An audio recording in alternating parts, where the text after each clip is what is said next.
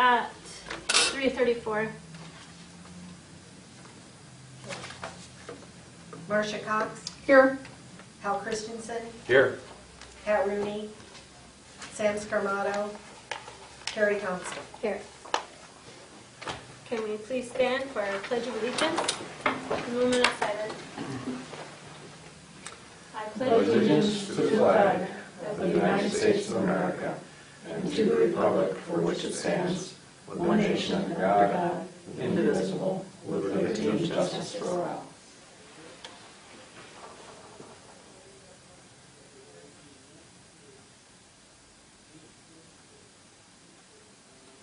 Thank you. Amen.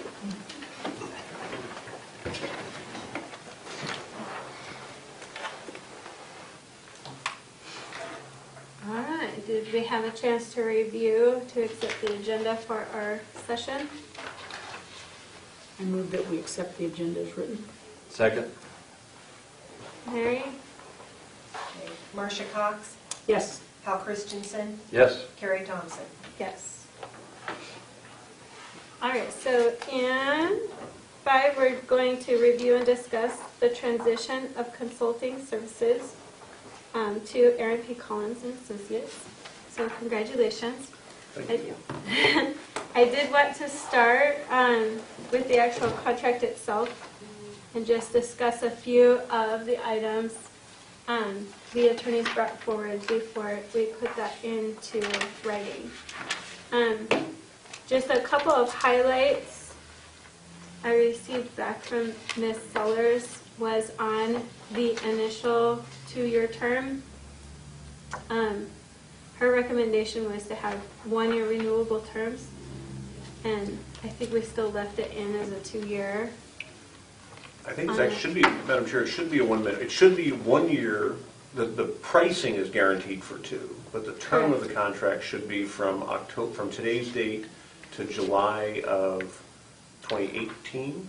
Well, the 2-year meets with our trust document that we just rewrote. Correct. It's just if we wanted it written with 1 year automatically renewable if we want to because of the termination clause. But I noticed the date wasn't updated, so I was just wondering if we... Well, I think she Care. also made the comment that if we didn't know the person, know the broker or something, that That's why she is saying that she requested a 1-year renewable. Oh, okay.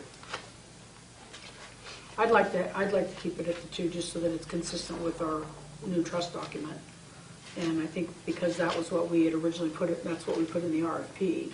So that's what we represented to everybody that made a presentation to us. And that, for the record, Madam Chair, that's our, actually, I know we were talking, that's our recollection too, that we did it to correspond to what was in the RFP. Yeah. So, The other thing I might add, if I can, Madam Chair, is that our contract, as with hopefully all of your contracts, we'll be finding that out soon, but it always has the out at the end of the year. If there's a decision that you're unhappy with our services, there's always that out, the ability to get out of that contract. Mutual termination. Right. Yeah. All the contract does in terms of time frame is guarantee the pricing. Right. So section B, agreements, terms and termination, B, termination without cause, is the out for either side. Correct. Right. And that's not after the initial term, that's that. it's actually any time on mutual agreement for 60 days. Then that takes care of that. That would be okay. And then the other concern was the written notice in 60 days, and I see that. And intent to review at 120. Are we okay with those? Because Ms. Sellers just said she felt that sometimes 60 days can be kind of short to roll over if we were looking at another consultant.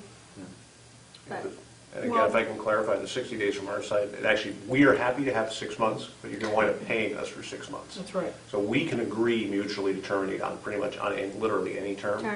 Yeah, but the 6 months, I think, ties, candidly, I think it ties your hands more than it does ours. Yep. If you want us out, you want us out. You want enough time to And transition. if it was, if we knew we were having I issues, agree we would be Yeah. we would be having conversations before the Prior to 60-day that. clause was in place. Yep. And that doesn't prevent us from contacting our vendors directly, circumventing you either. There's nothing in here that Right. restricts you at all in that. So, And I think that was it, because Exhibit A is just the compensation agreement, which locked in the price for 2 years, and then it has how that rolls forward right. through to the end of the contract here at 2023.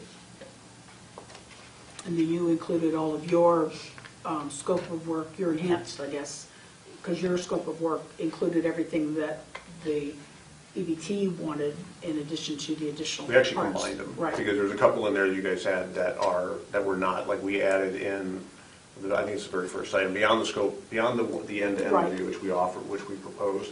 The contract that the district had put out, the RFP, did not include the brokerage services, so we included that, which Right. falls within our fee. So the existing scope talked about reviewing insured options, but it never said serve as broker of record. Right. So we included all of that scope that comes with ours in addition to yours. We left some items out that were kind of covered in our language. We didn't just lift everything across, but you have a much more broad scope than was included. That's what I thought. And the 40 hours of review is included within that of the wellness center. Correct. Yes. Yeah, it's actually specifically included. And that's going to be done prior to June 30th, 2018. Right. Okay. That's part of the, But starting But the wellness at this consulting that period, we're- at this time period now, so that way, okay. The wellness consulting, though, is separate from the wellness center review, because that's just. Yeah, we just said we're going to put 40 hours in of our wellness consultant. That's Missy Jensen, who's actually here today. hi, Missy Jensen. Hello. And for the record, the clock's not running today. So today we bought her, this is the exploratory meeting. So we just said we wanted her to sit in and hear the conversation today. We're not running a clock. Are you an RD or you're kinesiology? Well, exercise and sports science, nutrition and dietetics, and then health education masters. I thought I had remembered your name. And then, were we assigning two separate agreements to start that dollar contract from No. now But you to included it in January? there, The didn't you? dates are just included now. What I This did has is we been backed up the date. combined. And we backed up the date to today. Which I like better. And then we said that on the first payment in January, we would charge the $1 for the work that's done Gotcha. between now and then. Okay. So the only From fee you're going to today. pay between now and December 31st is $1. It'll be due and payable on January. I think and somebody mentioned you wanted us to move this. I think we moved the payable date from the 15th to the last day of the calendar month, or the 30th day of the calendar month. Well, it was just the term was net 30, and yours is due on the 15th, which I didn't have any objection to, but it didn't say net 30. And that was, I think you, Frankly, they fudge. We have to have some kind of date in there. Right. The TBAs are late sometimes, you get a check, right. whatever. Well, 15th is probably better, because that way you've got, I think that's a more logical date for consulting fees. And that was the end of my questions and also Ms. Seller's concerns. So did you have anything else, Hal, you wanted to address on it? Marcia? Nope. So then I think we're good to Fine. sign.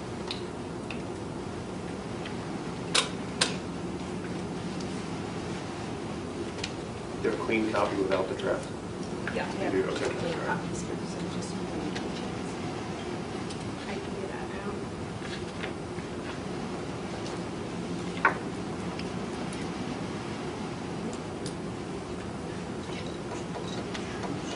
Carrie, there's two signature blocks on there too. There's another one. There on- should be one Because after the it's business a- associate agreement at the Right. Gotcha. very end. Okay. I remember seeing that.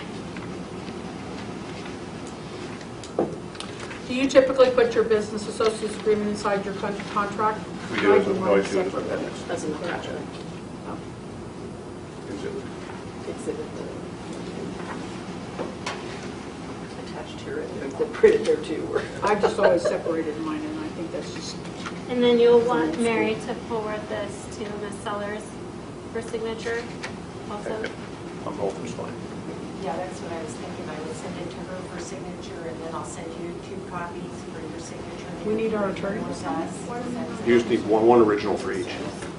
So I think we're signing 2 copies, so you'll send them both to her, she'll sign them both, and then you'll keep one for the district and we'll keep one. Okay, but You I need think to- Aaron oh, said so are he's you gonna gonna sign sign here. today? Yeah, I'm gonna sign right Oh, now. okay. That way, I want to get them all signed before we start exchanging information at the meeting. You've had that happen fine. before, looking at different things, so that's why. One less step for you, Mary. First.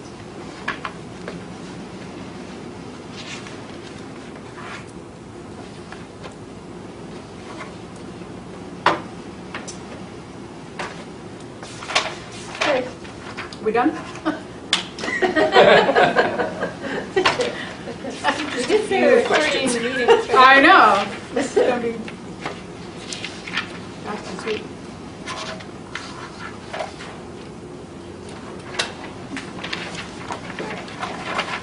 And then your fun times start. Yes, which will be wonderful.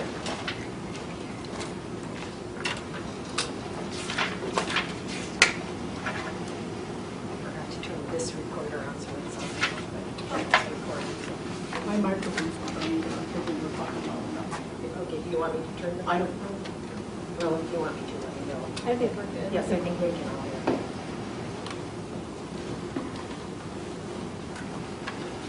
Right, then I figured that we would start with your consultant transition working agenda.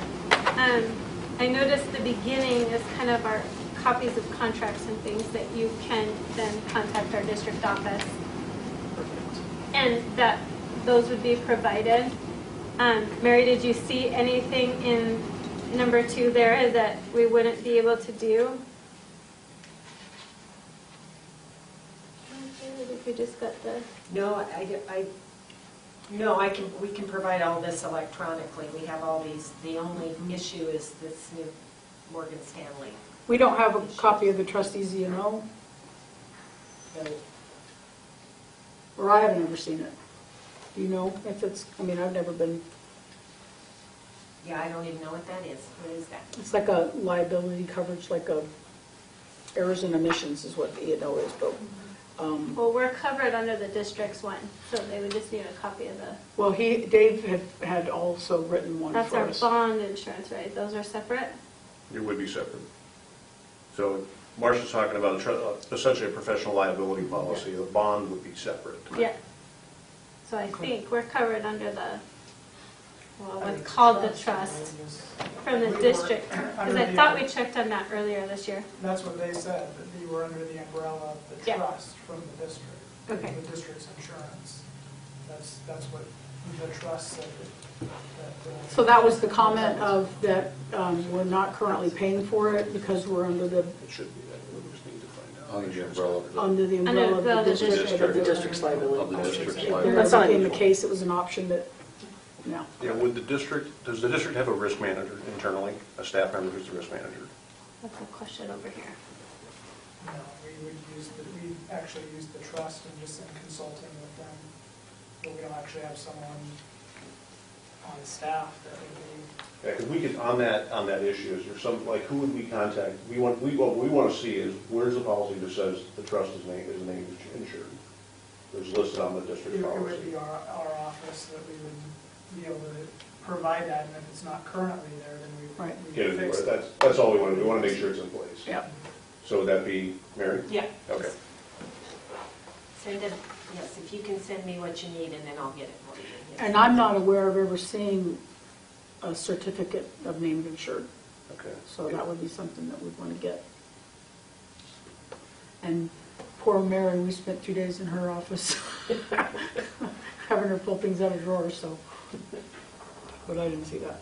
And Mary, do you think you have all of these agreements? I think so. Third-party administrator, of course, is Gilspar. We have the PBM, dental, Do you have the Emeritus, copy of the attorney's agreement? Medical Network, Blue Cross Blue Shield. I brought everything I Arizona. have with me. The center, we just in have the case. center agreements. Broker of record and/or consultant. I have that. Attorney, that's Jennifer Sellers. I have Lean back up. Do you have a BOR, Marcia? We haven't seen a BOR. We're assuming there's a consultant. We do. Actually, I brought copies of everything that I have, and I left them in the car because I just didn't want to pull them out until I was going to hand them over to you. But there's a consulting agreement that I have a copy of Dave Stewart's, and I have a copy of his BAA. There is not a separate broker of record in there, but it says under the exhibits, and he has a list of exhibit A's, it says that he's the broker of record. Okay, that's because So you'll the have- scope of services didn't It did not. include that definitively, so that's Nope. why we're looking, who's the broker, is Right. it separate? So that, it was just part of his exhibit. It was in one of the exhibits, okay. Yeah, All and right. anything that Mary doesn't have, I have copies of everything. So far, and the attorney, auditor, utilization review, American Health Group, we have that. Reinsurance, yes. Okay, trustee Zeno, we discussed that. Life insurance, we just went to a new provider, we have that. So yes, I have all these electronically I can forward. Should I just send them to you, Jamie? Yeah, that'd be perfect. Okay. Is there anything that we've missed in there? Well, the one we were discussing was the Morgan Stanley account. Right. And because we're gonna need to take action on that shortly. So, Yeah, if you could get us that one right away and let us know, so we know what we're looking at, what needs to be done. Because you mentioned he's resigning as the broker of record for whatever it is that, Well, their complex risk officer copied the broker on it and said that they were no longer going to be our broker. okay. Yeah, they're closing the account, so it's, What's the effective date? October 30th, 2017. May I give them a copy of the letter? Yes. Since we've signed the Mhm. agreement. Yeah. He wants the money out fast. Doesn't give you a lot of time, does it? they mentioned that they would work with us somewhat on that. So we just need to show that we're aggressively moving forward, finding a place for this money. Did you talk to this Jill Fulmer at all, Mike? or- I did, and she didn't have any information. She wouldn't elaborate as to the reason why. I asked her, and she said, well, we don't have to disclose that, but we're just making this decision. So it was a very short conversation. Well, I just thought it was interesting because just a few weeks ago, Mr., what's his name? Chris. Travell Yeah, Chris is- was saying that he was going to start charging us again, and he wanted to set up a meeting to discuss Right. investments options, and now all of a sudden, Correct. but that's fine. Since we're on this, does anybody have the most recent end-of-month statements? Because there's 3 accounts listed here. Do we have the We statements? just got it today, and I have it to scan, so I'll send you a copy of that. Okay. I was gonna send it to everybody tomorrow anyway, so I can send it to you so you can see That would be great. the balances. Yeah, that was kind of quick. Okay. All right. Can we, before we do the questions, can we walk through, stick up on item 4 Sure. and talk about documents? The audit that we saw, that we talked about in our proposal, was the one, I believe it was still in draft, and it was for 2016, and that was the one that talked about, there's management issues on the bank recs and on the bank recs and accounts payable. Is there another audit subsequent to that? It's been finalized. The 16th been finalized, is there a 17 draft? Not yet. Not yet, okay. They're in the process of putting that together. That's the one that you sent us those spreadsheets on, Mike? That you said we had questions, if we had questions? Yes. Okay. Yes, so because she was gauging on how in-depth they wanted us to go ahead, or they wanted to know how much information they wanted, we Right. wanted them to include on the. Because actual summary. And I know I have questions on there, but I just don't know how in-depth you can go or she can go, because there's a lot of things that were like, there were discrepancies on the total assets, total contributions, those numbers didn't, they probably match, but what I was looking at, I couldn't point them to each other. So, did you have a chance to look at that spreadsheet? Well, I looked at how she broke it out as far as layout, but no, I didn't crunch any numbers. Yeah. I saw like profit loss and Yeah. how they added. There is more detail than the original Right, version. right. That maybe that's something Mike Body can also Yeah. address. on his. Well, and I do know that on the other audit, because at one point, because the deficiency was the same year over year for a couple of years, but it has been resolved. For the prior years. Yes, because we have Mike In Bonney. fact, that's another agreement I should send you is they now contract with an outside CPA to manage the account, to reconcile. To the accounts reconcile it. and prepare. That's separate than the auditor contract? Yes. Okay. So I That will would be include good. that on my list. Yeah, And that was part of addressing the deficiency. the deficiency. Okay. On that audit was having that And is that a local firm? Yes. Mike Bonney, it's, GKCPA LLC. la, la, la, yeah. Okay. So You can we find get it. that. But then, and then on the check reconciliation, that was resolved as well. And that was done, it resolved internally. And so those, any of the deficiencies that were identified have been corrected. They're fixed. Okay. That's Yeah. actually good. Okay. All right. So do you not have a copy of the final complete, I can get you a copy of the final audit report if you had just seen the preliminary.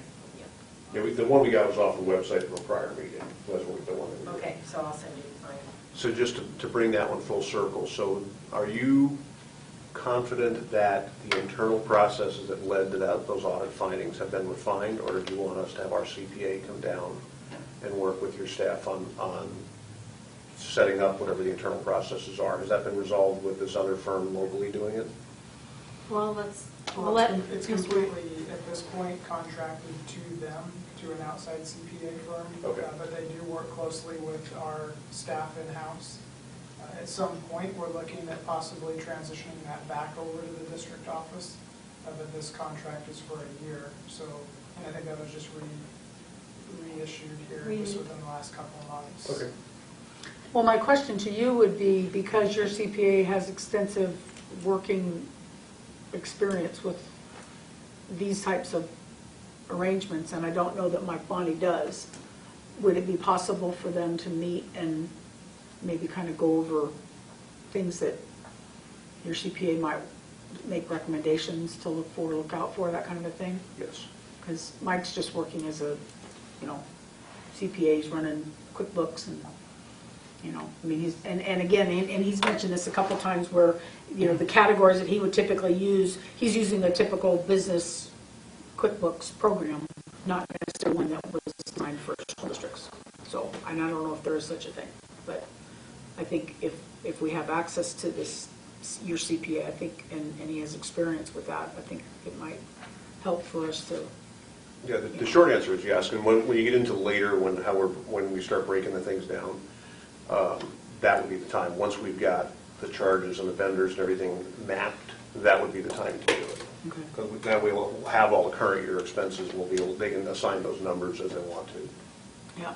So the short answer is yes, and that's included in the fee, too, so. We saw reference to clinic audits. What type of audit, who did it? That would be an internal audit by Cerner. They audit each of their clinics. We're one of them on an annual basis. I do not have copies of those. I've never seen them. So I think that would be something that we can request from Cerner so you guys can review how that came out. Okay, so they would be audited as of what date? The calendar, is it a fiscal, do you know? I believe it's calendar, but I am not for certain on that, if it follows our contract or theirs. I don't know. Yeah, I don't know either. I think they usually do that in conjunction when they come in to give our annual presentation. They also do an audit. So I wonder if they run it same. Well, the last renewal that they signed was effective July 1, and they always do it on our fiscal year as far as the annual reviews that we have. It was signed April, I think April 23rd or something like that, 2012, but it was, actually it was signed in December, but I think it's 7/1 that it renews. So, but it's a good idea, and I've never seen them. What we're typically asked for here in all of them is, when we saw this, we thought it was an external review. Okay, so, but what we would ask for is the last 3 audits, the copies of the last 3. So it sounds like maybe we want to get copies of these annual reviews as well, Well, that's- which will probably be Say part of that your same minutes document? or.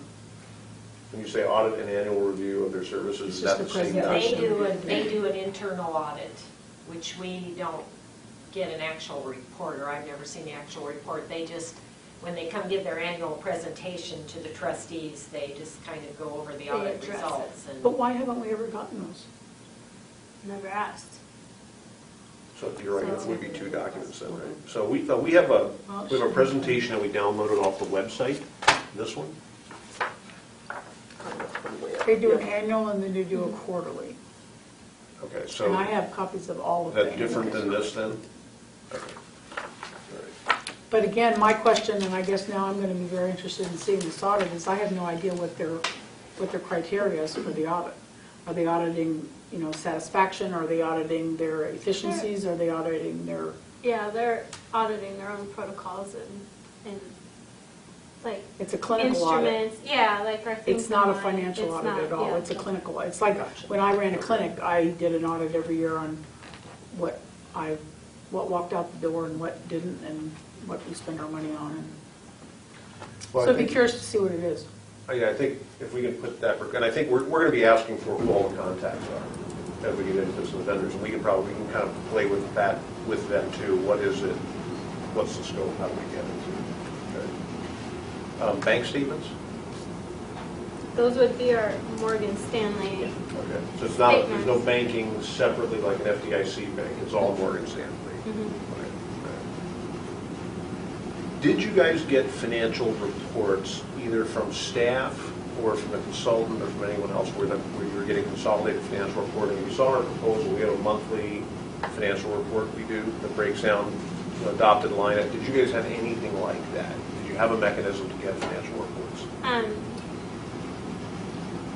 That was part of hiring Mike Bonney, is that he would provide those. We didn't see those on a monthly basis because he was waiting for the audit to get finalized, so his numbers that he's starting with were accurate and reporting. So now we're starting to see those about a month behind our Morgan Stanley accounts. Prior to that, we had about, I would say, in roughly about an 18-month time period where we didn't see any financial statements. And then prior to that, we had spreadsheets that we saw on a quarterly basis, sometimes annual, that was prepared out of Dave Stewart's office, but in conjunction with our third-party administrator. When we switched to Gilsbar away from AEI, that's when we saw less of those reportings, because Gilsbar didn't really compile that or get the correct information that way. So that was one of the things that we looked at hiring the CPA for, so that we could see those. And now we do, the district immediately emails out the Morgan Stanley accounts, so then we kind of have those to match up and look at what's occurring. But I think one of the things that we would like to really see is, that I noticed in your proposal was like that, the budget sheet, are we staying on budget? Where are the actual expenses? And as we run month to month, are we on target? Are we under? Are we over? How our revenues looking in deposits and those kind of things also on that in a more organized, because when we see it, the Morgan Stanley page, it's just like every check that's been written out. And it doesn't really give you an idea of what's in what category and how those expenses are working. So that's one of the things that we're looking for more detailed information as we move consultants. So yes, where it's coming from is what we're trying to do is take a snapshot of where's the trust today financially, like what's it got on cash, what's it, and then we're going to try and map out the expenses. Yeah. And then where it is relative to the IBNR and the retiree liability and all that. So there's not a consolidated document today that we can look to for a starting point. Is that accurate? Nope. I think Yeah, that's true. that would be accurate. I mean, you Yep. could go off, well, not broken down that way. No, Okay. we haven't seen that for. Well, and quite a it's few only years. been a few months that we actually had the invoices sent here, because up until a few months ago, everything was being sent to Dave Stewart's office with his address. We were not getting anything at all. And now Although we the are. Morgan Stanley report did Morgan have every Stanley. check that went out. I Right, mean, right. but, That's the banking side. Yeah. Not the invoices, the Right. expenses, we didn't see those. But now you're getting them, right? As far as we know, you're getting everything? Yeah. Okay.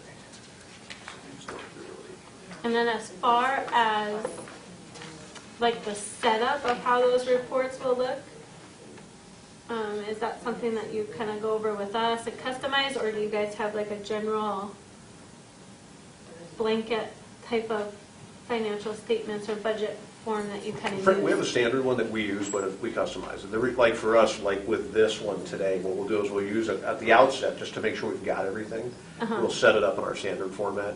Okay. So that, because what it'll let us do is identify all the slots for the vendors because we're used to those, right? But then what we'll do is we'll work with you guys in terms of how do you want it. Right? What we're trying to do is get back to what's the adopted budget so we know where you're starting from, and then how does each vendor fit into it. So we'll take the Gilsbar, our fee, well, current fees, right? Gilsbar, American Health Group, all those that are charged on a PTM basis, and then the budget, we'll break that into a number, and then we'll add in, and Marcia, you asked us during the interview, we'll go back to the district and we'll figure out what are you charging? What's your premiums on your actives and your COBRAs? How do you do it? How do you actually charge it back into the payroll system? And we'll back that into a rate to see if they align. You know, what are you billing, what are you collecting, both on the actives, on the retirees, and the COBRAs. And that'll get us back to that ratio. Right. Okay, so then it's how do you want to see it reported from there? And I know, going back to what was our financial statement, we had like contributions all going in, so we had our revenue up at the top. And then we had a section of all the fixed costs, so everything that was a fixed monthly fee, so consultant, Blue Cross Blue Shield, reinsurance, all those were listed, and then we had it separated into then kind of your claim, what I consider claim costs, and then the ones that kind of vary. So then we had our medical, we had prescriptions separated, and then dental and vision. Essentially that's it. You try to come back to make, because frankly, when we've done this in the past, we have found misalignments where there was essentially a rate adopted, but it wasn't put into place, and frankly, in the case I'm thinking of, the client had internally kind of gotten off track with it and didn't realize they had lost $500,000. It's kind of funny. It was a Radar O'Reilly. They had somebody that they just said, hey, when this account drops below this number, literally transfer 50,000. So we did this exact process, and they found out that the city managers successively had been signing those documents as a stack and it had been done many years before. So we're going to try and map out if we can back into like the last year or 2 years and try and figure out how the trust is actually operating. Well, this is, you can see this, and we've got this on a thumb drive. That's just one page, one snapshot of one page, but we have all of the detail for all of the, each account and each expense, and it's all, runs, I think I've got. Did this come from, Marcia, this is a standard report. This is good. Did this come from Gilsbar? This is the CAFR. Oh, wow, this is the exact same. Month to date, year to date. Can you look at it, Mike, and see what? This looks like the That, standard. if you go Gilsbar another reports we page, get. you can see the So they get spreadsheet, into, copy like, the spreadsheet. control plumbing. I think that comes from Gilsbar. Take that paperclip off. This is our most recent. District only. So, Well, that has, Maybe not that. that's a spreadsheet that CPA Gilsbar has had put some together, notes. puts We're gonna together. break down contributions even more to show that their district contributions are dependent or COBRA, so that we can drill down as to how much, or what that number is actually comprising. Yeah, some of this looks like it might be, so it is probably the clinic, right? American Pest Control, Plumbing, US Right. Electric. Diane Nyberg, is that the nurse practitioner? No, she's a cleaning lady. Okay, all right. Allied Waste, some, okay. So but this is the trust's account, right? So this claim fund account report is for money that's being billed to the trust? Correct. Okay. So that If tells you us. flip one page over or whatever, you'll see a copy of a spreadsheet.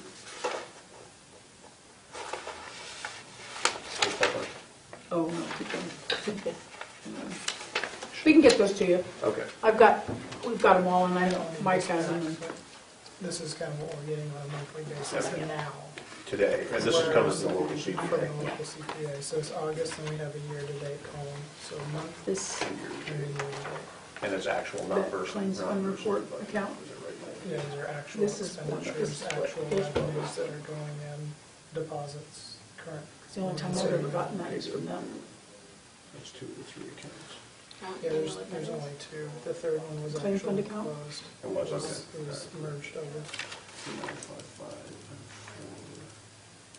I can make copies of that. We've never been forward of those. I We don't can know. just incorporate it into all these other requests. Yeah, well, I think we'll get most of it, frankly, will be with Gills Bar, because they'll have the PEPM charges, right, for everybody, Blue Cross, everybody. They'll have the fees that went to the consultant, they'll have any, like, hourly rates. I'm assuming the attorney was paid through here, Cerner, so I think that'll probably be our first stop, will be with Gills Bar, for the expense side of the house. Okay. It'll be a busy couple of months. Yeah. Yes, it will. I hope you weren't planning on going on vacation for Christmas, maybe. We can find you. Okay, financial statements, that's what we're going to get. We're not going to have them for the current and prior years. On the actuarial, it looked like Gills Bar was doing the actuarial work, other than the retiree liability. Gills Bar does our actuarial work for our rates. So they're the ones that run that report to us on recommended changes in premium levels. So that type of actuarial work is done through Gills Bar. When we do like the GASB, then that's done separately by a separate actuarial That's the firm. We contract that one. And then who did the IBNP or IBNR, incurred but not paid, reported or incurred but not paid? So that liability to post. I am not for certain. That would need to be something we check on. Okay. Okay, so we'll get a hold, again, now we've got the contract signed, we get a letter with Gills Bar. We work with Gills Bar, so I'm sure we just call and figure out who the account reps are, we'll get that done. Is there an additional charge for the actuarial work that they're doing for you? That's in our contract. It's part of the with them. contract, okay. Okay. Okay. There's an additional charge for the GASB report, though. Oh, Yeah, well, that's a that's- yeah, separate yeah. company, yeah. Makes sense. Okay, the additional information, do you have, we saw there's a draft, this is a little further down, revised trust document. Do you guys have the original resolution or any subsequent resolutions that created the trust? We just updated ours and we approved it on our side, but that's to be approved by the school governing board shortly, right? Correct. Is it on this? I think it was this month, isn't it? It's This tomorrow. time? That'd be tomorrow, huh? I don't know if that's on. I don't have that So agenda. I have the original and the updated. You have that. I wondered Right, about okay. that, isn't that the board that needs to do that? The school board has to approve it, They approved it, mhm, and but it's not finalized until. it has to go to the governing board, and I don't know if it's on. If it's not, I don't know if it's on tomorrow's agenda, I'll have to double check. If not, it'll be November. Okay, We want to make sure that the structure today, since you're revising it, we want to make sure the structure today is operating with whatever the original and any subsequent resolutions creating it There is. were no subsequent resolutions. Okay, so just that one back in '86? Right, Yeah. Okay. and this one. and that's it. Okay, that'll be good. That'll at least tell us if you're, and what you don't want to find out, I know we're looking in the weeds, but we're looking to make sure, because we have encountered as well, people forget. And then the board has a different structure, which then calls into question historical actions. So we're trying to make sure, just a quick check, does it look like it's Yeah. still running the way it was intended to? Yes, Okay. And Marcia, that's in your box? it is. Okay. So it'll be trust, is there a set of bylaws? We know that, we got the trust doc figured out, is there any bylaws? That trust document is Period. what we Okay. have. And then the contacts, Mary or somebody, do you have a list of your actual contacts for all the vendors you're dealing with, like American Health Group and Gills Bar and Dave's office and? Between me and, this is Sherry and Bonnie from our payroll department, Sherry and Bonnie, and between them and I can work with them to get you. So they actually work closely with most of the vendors, more than I do, so. But we should have a copy of that. We've asked for it a few times from Dave, and we've never seen a full list. Yeah, there's typically a vendor list. It's the Just the go-to vendor list, yeah. That here's who you contact, and that's. It's probably it'll something make you it can faster for pull us out to of your pick up the phone. computer. Yeah, I can create that. Okay. And we did get the trustees as well, the trustee information. I'm sorry, I couldn't hear you. On the contacts, we were able to, we have the trustee information. Okay. Yeah, that's on the website. Yeah.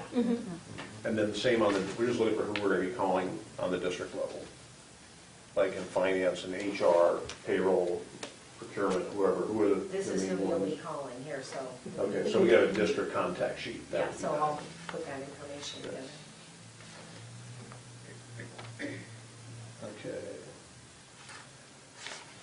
I think for now, you're going to tell the local CPA that we've been hired, right? Yes. So I think that'll take care of it, because he's working on deficiencies. I don't think we're going to need anything extra on that. And you're going to sign that, or we're going to have, Carrie, you're going to sign that letter that Carrie's, or that Jamie sent Yeah, it just needs to be put on your letterhead. notifying, yeah. So the letter that you sent out earlier today that said, it's just, this is to call your, make attention that we've hired you, and you're going to sign it, and then we can send it out. Yeah, it'll give us authorization for them to talk to us, Yeah.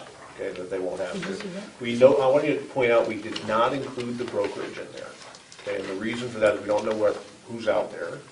And we are willing to take over the brokerage, and then what we would do is as the checks came in, we would pass them to Dave or whoever. We'll give you copies and all that. Frankly, at this point, we thought it's premature. We don't know what's out there. We're figuring it's going to be done at the end of December anyways. Right. To the extent there are commissions in there, our intent is we want to know who they are and where they're going, because we're going to eliminate them as of December 31st. Right. So we need, but again, in the meantime, we thought it's too disruptive. Here, just do this. We'll figure it out between now and December 31st. Well, and remember too, and I guess I would want to know that, or, I'm glad you're going to do that, because as of July 1st, none of our agreements were supposed to have any commission at all July 1st of what year? of this year, Okay. 2017. When we approved our last set of plans and bids and companies and benefits and all of that, all of them were net of commission. Okay, good. That, frankly, that's But also. I want to confirm that. Okay. And I do see this, so I just wanted to confirm with you. It says we're asking that this letter be sent out, so that you're going to want that to be sent from our district office to our vendors, or we just need to sign it and then you're going to I would say we contact can them? do it with a generic one. If any vendor wants, you can do it as a to whom it may concern. If any vendor says we need one addressed specifically to us, then we'd come back to you. Okay. Carrie, but other than that, as long as it's on the district letterhead and it's Right. signed by you as your chair, in your capacity as chairperson, I think that would be fine. Because we'll take that, we would do the same with the broker record, we'll just shoot it out. Right. So Mary, we can print that today and sign this if, Okay. And you could just start with the generic one. Mhm. Yeah. Yeah, that'd be great, because I if we think could walk it's out of here fine. tonight with that, that'd be awesome. yeah. That would, we'll literally start in the morning on faxing it out, emailing it out.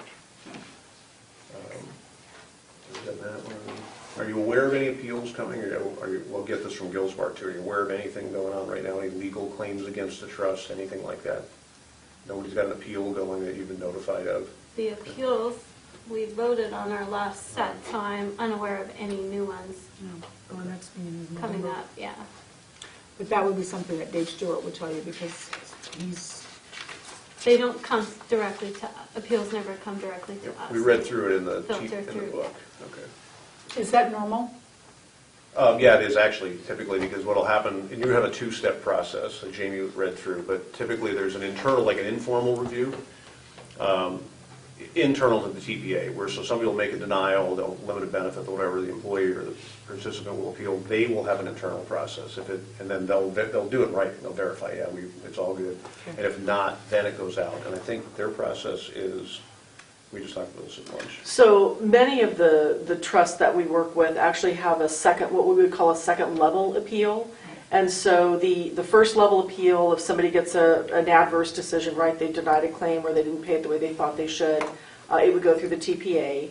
And then if the TPA upholds the original processing, then the member would have the opportunity to then actually physically come before the trust board. Again, we call that a second level appeal. They don't have to be here in person, but they can. If it comes through us, we redact everything, so we're maintaining that confidentiality and privacy. And then the trust board at that point makes a decision based on the facts they have available to them. Yes, we agree with the TPA, no, we don't. We communicate back to the member, this is what the outcome was. And then there are certain appeals, regardless of that second level, where they might be eligible to take that even one step further to the IRO, which is that external review process that's required by ACA, healthcare reform. So what it looked like in your documents was that you don't have that second level, although I did see in some of your meeting minutes that there were some appeals that you were voting on. I don't think So we I were was a little calling it that, confused but about that's- the process. That's the exact process we have. Oh, Yeah. okay, well, there you go. Yeah. All right. So what you're So it's doing just not something defined in may the vary SPD. from what's in the summary plan Right. description. Right. And I'm wondering if it's not something, I wonder if they're doing, instead of doing claims appeal, I wonder if they're doing requests for exception. Oh, that could be, we'll have to look at Well, some they've of always those. been, what I remember, they've been presented as appeals, claims appeals or otherwise, like the WOW. It's not the always a 10%. claim appeal, yeah, Right. so. Sure, could be eligibility or Yes, something, yeah. uh-huh, Mhm. and we have, you know.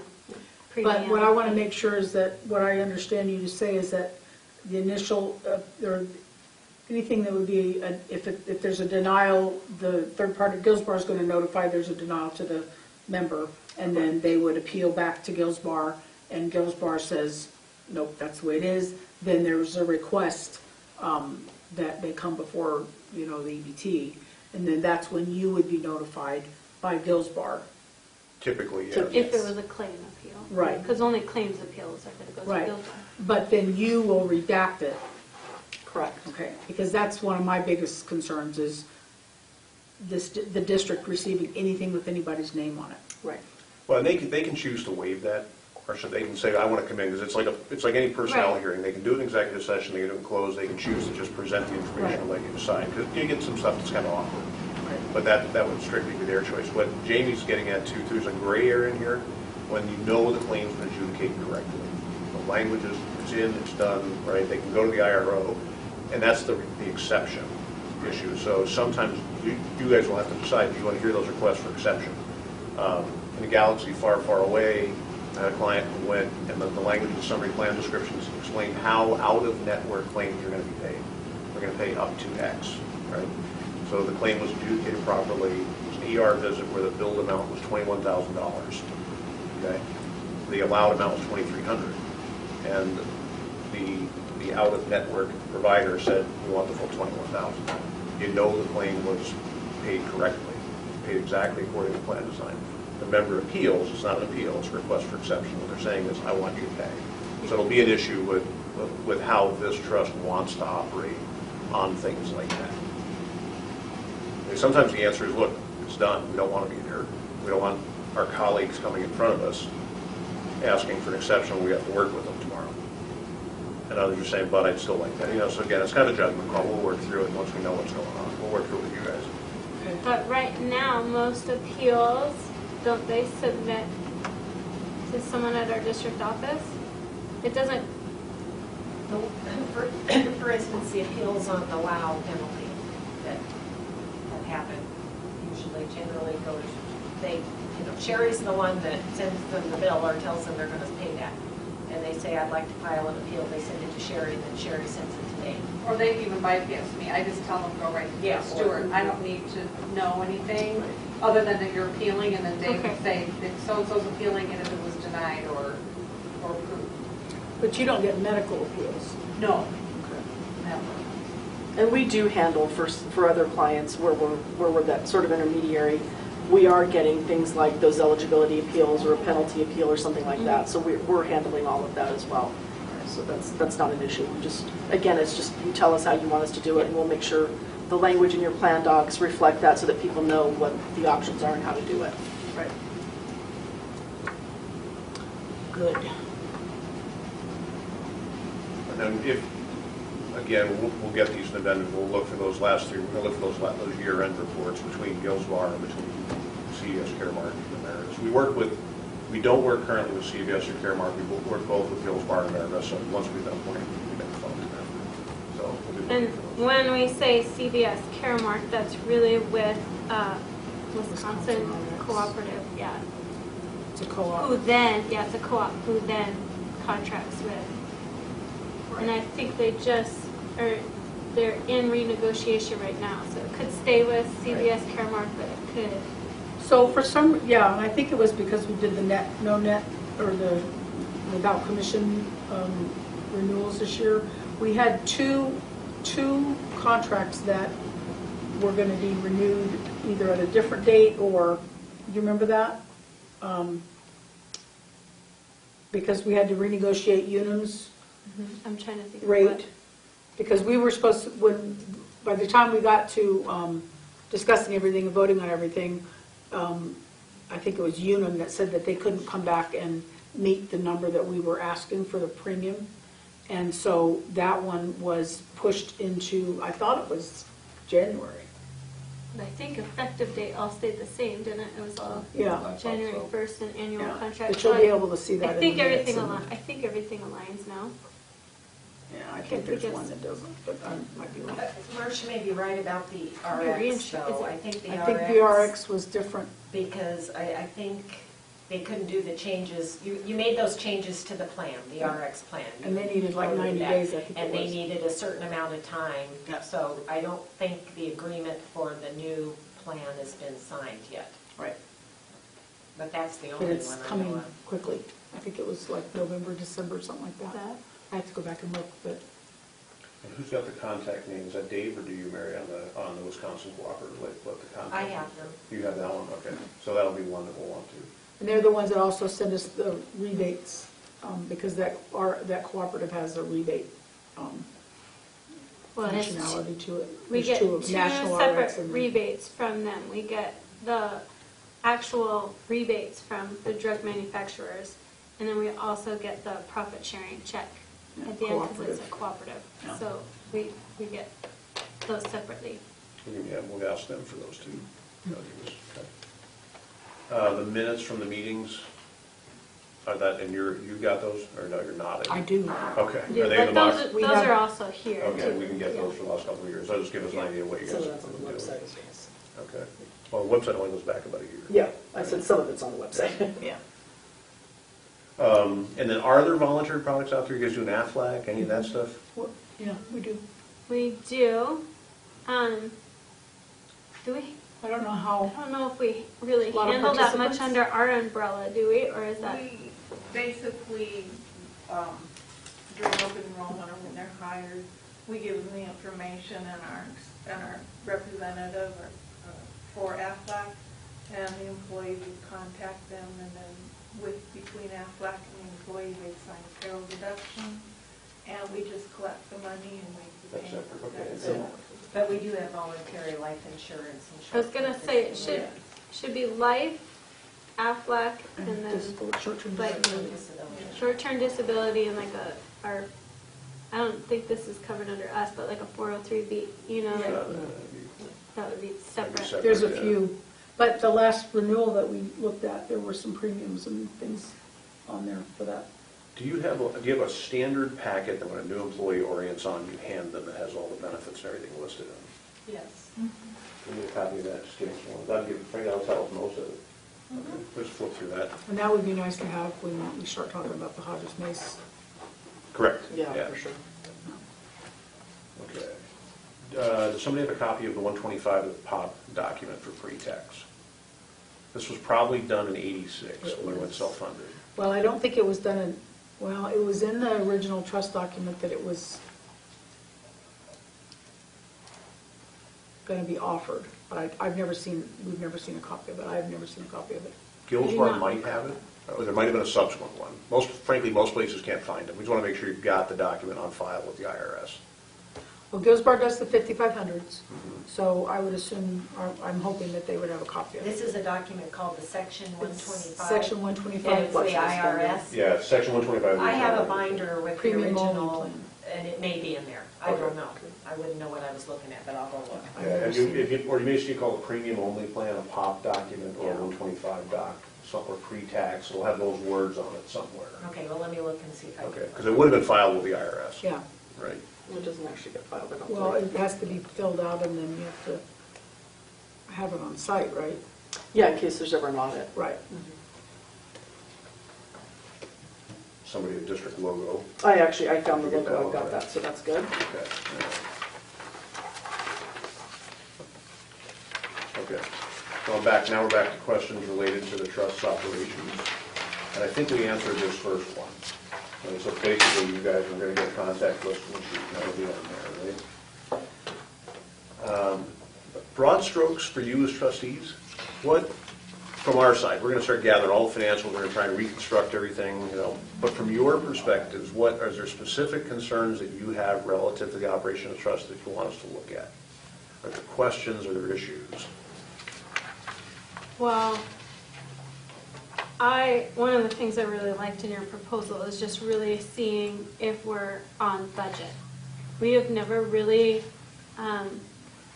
set an annual budget to kind of see if claims and fixed rates and things are kind of meeting that fixed point or not. So that was one thing for me that I wanted to look at. I had a couple other things that we need to address. One is our lease on our building for our clinic is up for renewal January 31st of 2018. And I wanted to realign that with the term length of our Cerner contract so that those two things always align. So if we renew a contract with a vendor, we want the building to fall in the same time period. Yes. So we need to make sure that that occurs, and that's coming up quickly. So that's one thing I wanted to look at. Madam Chair, who owns the building? CJ Edmonds. CJ Edmonds. I'm sorry? CJ Edmonds. An individual. Okay, it's not a district property No, where you're that's an individual. Carol J. Right, Edmonds. all right. Is it Carol? Carol Jean. Carol Jean. Okay. And I just saw her a few weeks ago and she mentioned that. And then I've been in contact with Dave Stewart, our previous consultant, many times about the fixed fees at the clinic, and I never get real good answers on if those fees are truly appropriate. Can those be negotiated, like our landscaping costs, our cleaning costs, our other, and I see what those costs are and those fixed costs out there, but I would really like that to be in our review when we review the clinic, is those fixed costs on the outside, because I haven't been able to get good answers on that and why certain providers were selected, or what the contracts is, but I don't even know what those are. Okay. So I know that we need to analyze that or look at that a little bit more closely.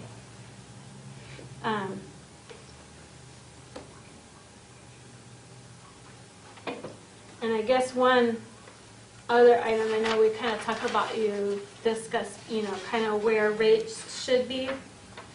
I guess with other clients that you have, like what's kind of your process as far as like when you request where rates should be? How does that work as far as then, working with the person that then is going to be paying those rates or setting those rates out to employees? So we kind of look at, what that process is going to be. Kind of the sticky one that has been the last couple of years, obviously, is dependent coverage. And is that common to see subsidized coverage, cost share coverage on those? Is it a straight through, pass-through cost? Those type of things are things that I don't think we've received a lot of information in the past. It's just been, this is from Gilsbar, this is what your rates need to be, and then that's kind of been handled by the district office. So more of like how does rate setting and negotiating work between entities that need that set up? And I can actually address that to a certain extent, and obviously we can dive much more deeply into it as we go forward. But what we like to do is, for a July 1, we would actually start the process with the actuary in terms of having him look at all of your data, probably for this group I would say December, just so that we can get a jump on it. And what the actuary then does, and that's Chiron, who I think made a proposal to you that was accepted as well. He will come up with recommended funding factor, just the amount of money that he believes needs to be collected to pay claims, medical and prescription. And then depending on the group, oftentimes he'll do a minimum funding recommendation, a recommended recommendation, and then a maximum. So it'll give you some wiggle room there. And then we, in the background, are working with all of the vendors, negotiating what their fixed costs are going to be for the coming year. And then we would propose sitting down with trustees over a day and a half sometimes, where we would have everybody come in and kind of set the stage for what does your next year look like, how have your claims been doing, all of those things. And then we actually would present to you a draft budget based on what we know, and then walk through all the options and literally, project the stuff on the screen, talk about options, talk about benefit changes that might be suggested, what those benefit changes look like in terms of cost. If you're enhancing benefits, there's a cost associated with those. If you're Right, Gilsbar does cuts. present things Yeah. similar to that right now. Yeah, so very similar to that. But it's a very interactive process where we walk out and this group ideally has determined what those benefits and rates are going to be for the coming year. And we tend to do that in February, early March, so that it's Good. done well at it. So plenty of time done for well ahead open of time. enrollment, plenty of time Absolutely. for notice to the employees for Employees, changes and And then whatever. typically when that's analyzed, because we have our employee coverage, you have your spouse, Mhm. you have your different options, family, and so on. When rates are calculated, are those groups analyzed separately, or is it kind of as this is a whole, this is the amount that needs to go in? It's the whole. They look at the trust as a whole, what the anticipated claims are, and then there's a methodology that's used to break those down amongst the groups based on what the anticipated utilization is. So that the utilization within that group is factored into Correct, creating in that creating those tiers. And obviously, once we get to that point, the actuary would be able to walk you through specifically how those are broken out. And then the district's question becomes how much we want to subsidize. Frankly, what we've seen in general with schools is they don't subsidize the dependent medical.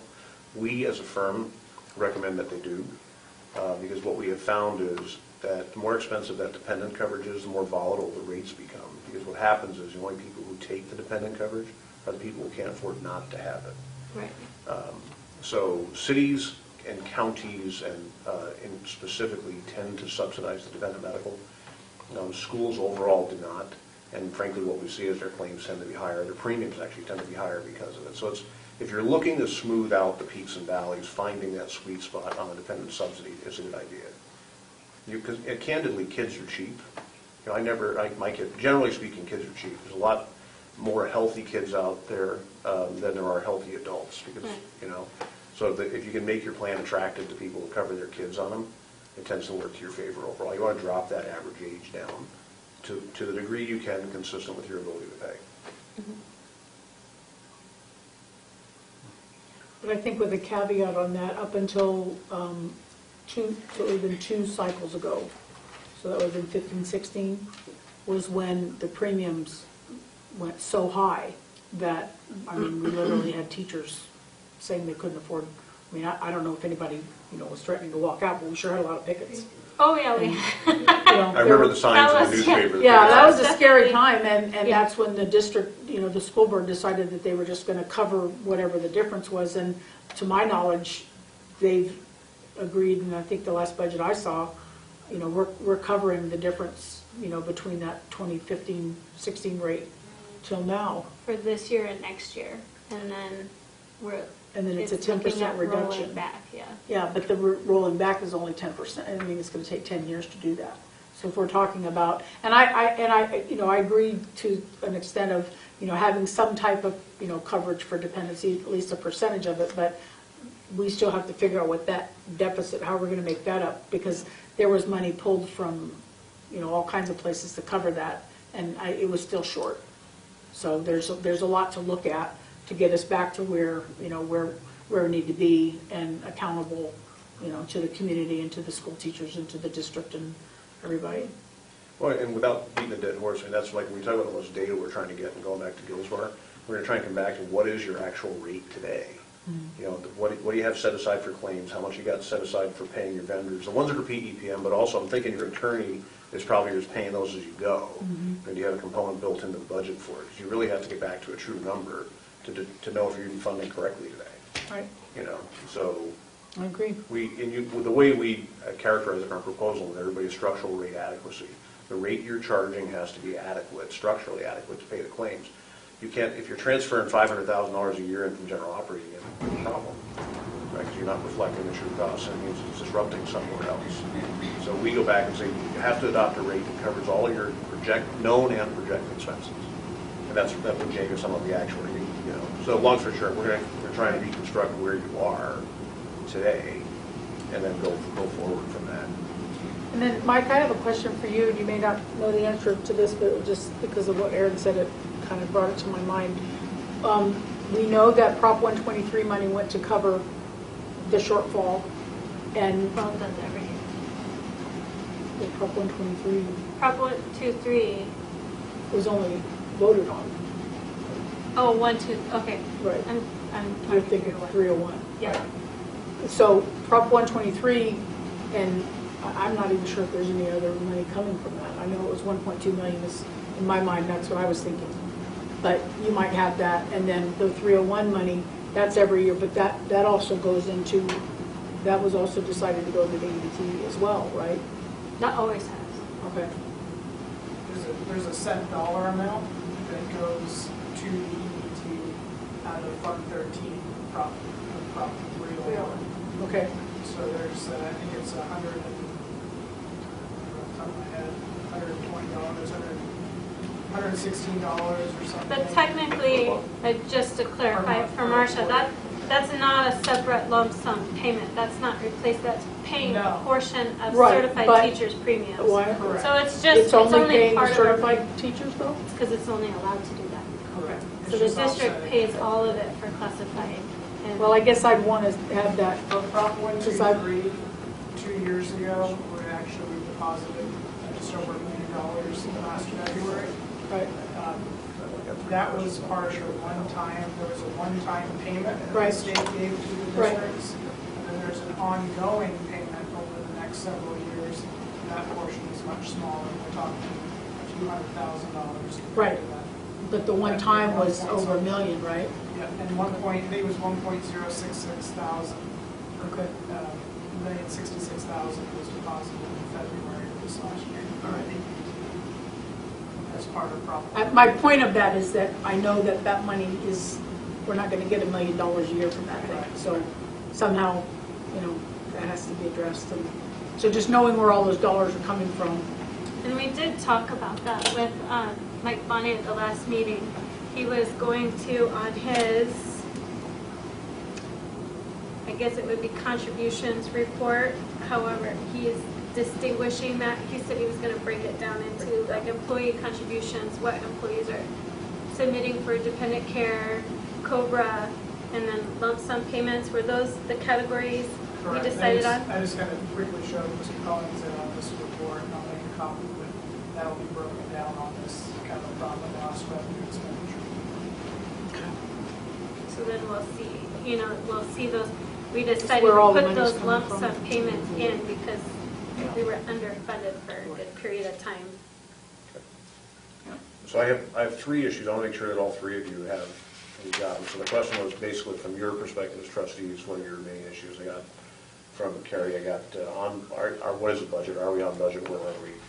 2, the lease of the clinic is coming up on the 31st of January, and underneath that, realign the lease with the Cerner contract, fixed cost renegotiation of things that are in there, and then I got C was cost of dependent coverage. You're going to, like the hair on fire items, is there other items the other 2 of you have, or the chair that has, that you're saying just right off the top of your cup, I want you to look at? My 2 are Cerner and our current attorney Kavanaugh. And the Cerner part is just that there's been just a lot of months and opportunity, trying to get a lot of information. The last bit of information that I got was actually a complete breakdown of this cost analysis, the 5-year cohort, and it's nothing that we could necessarily share because it's not confidential information, but you can have it now. But we do know that that information is there.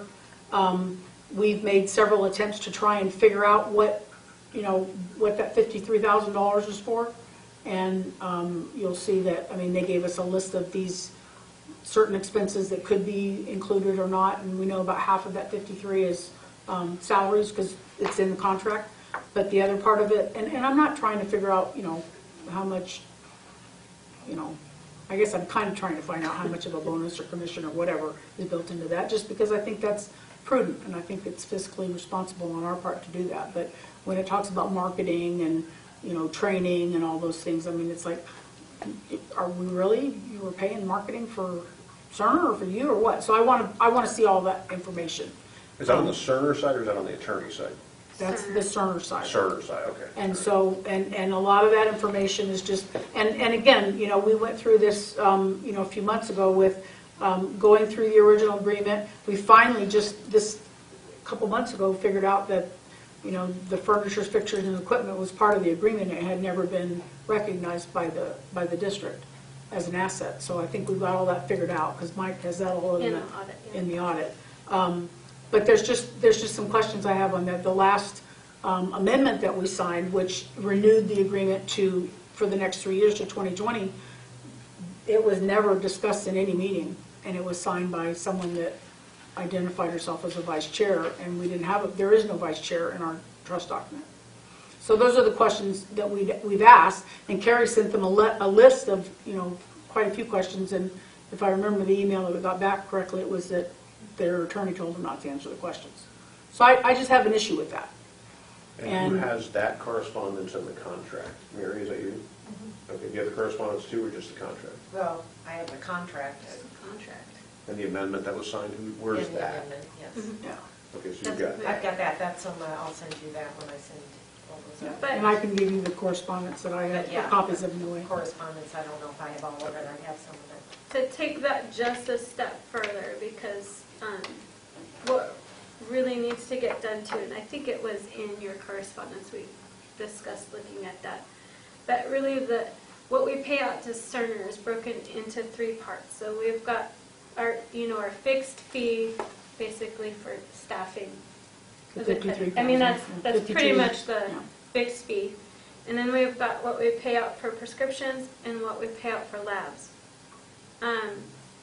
And I know they've signed a new contract with LabCorp for what the pricing of the labs will be next year, but I think those 2 areas too need to be analyzed. We need to look and see if that aligns with what we're really paying on the Blue Cross Blue Shield side for those costs. Is it?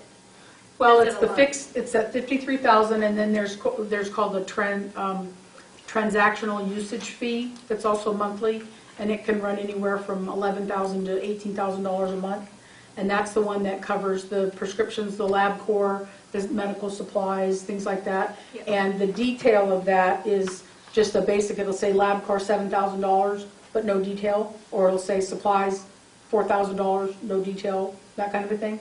Who's approving those? Not to cut you off. Who's approving Well, I those? think it was Dave. Dave was just sending those to Gil's bar. I don't think they were being So, like, reviewed at all. I think it was just So sending no them. staff member was signing off on those? Nope. Nope, okay. And somebody needs to do that. Consultant approves it, and then it's okay to pay. Yeah. But it goes to Gil's. They'll have them, okay. They At were least all- they'll give us a place to They go. were, everything, all of that was being sent to his office in Phoenix, so I want that, we need to know Okay. that. And then there's the prescriptions, and then there's the labs are part of that transactional fee, and then there's all of the other expenses, the building, the, citizens communication, the all other stuff. Okay. So. We saw some of that in the financials that Mike Yeah. just Yeah. shows too, so which Yeah. tells me those charges are being paid out of the trust. Yeah. Okay, all right. That was one of the questions we had. We couldn't tell where it was based on what we'd seen, but okay. All Right. And then my other one is the relationship that we have with Kavanaugh. And that's only because I did a real deep dive on that, and I have questions about what we have spent with them. And right now, I know it's going over multiple years because our fiscal year started July, but it's about $40,000. In what period of time? Since June 23rd was when the agreement was signed. That was the first month you were on the, so that was 2016, so a little over a year.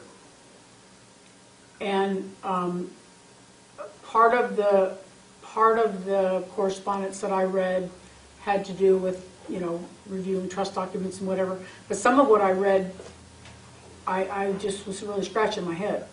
And so I just really want, and to be honest with you, part of my concern is that I know that our former consultant had a very close relationship with this attorney, and that bothers me a little bit.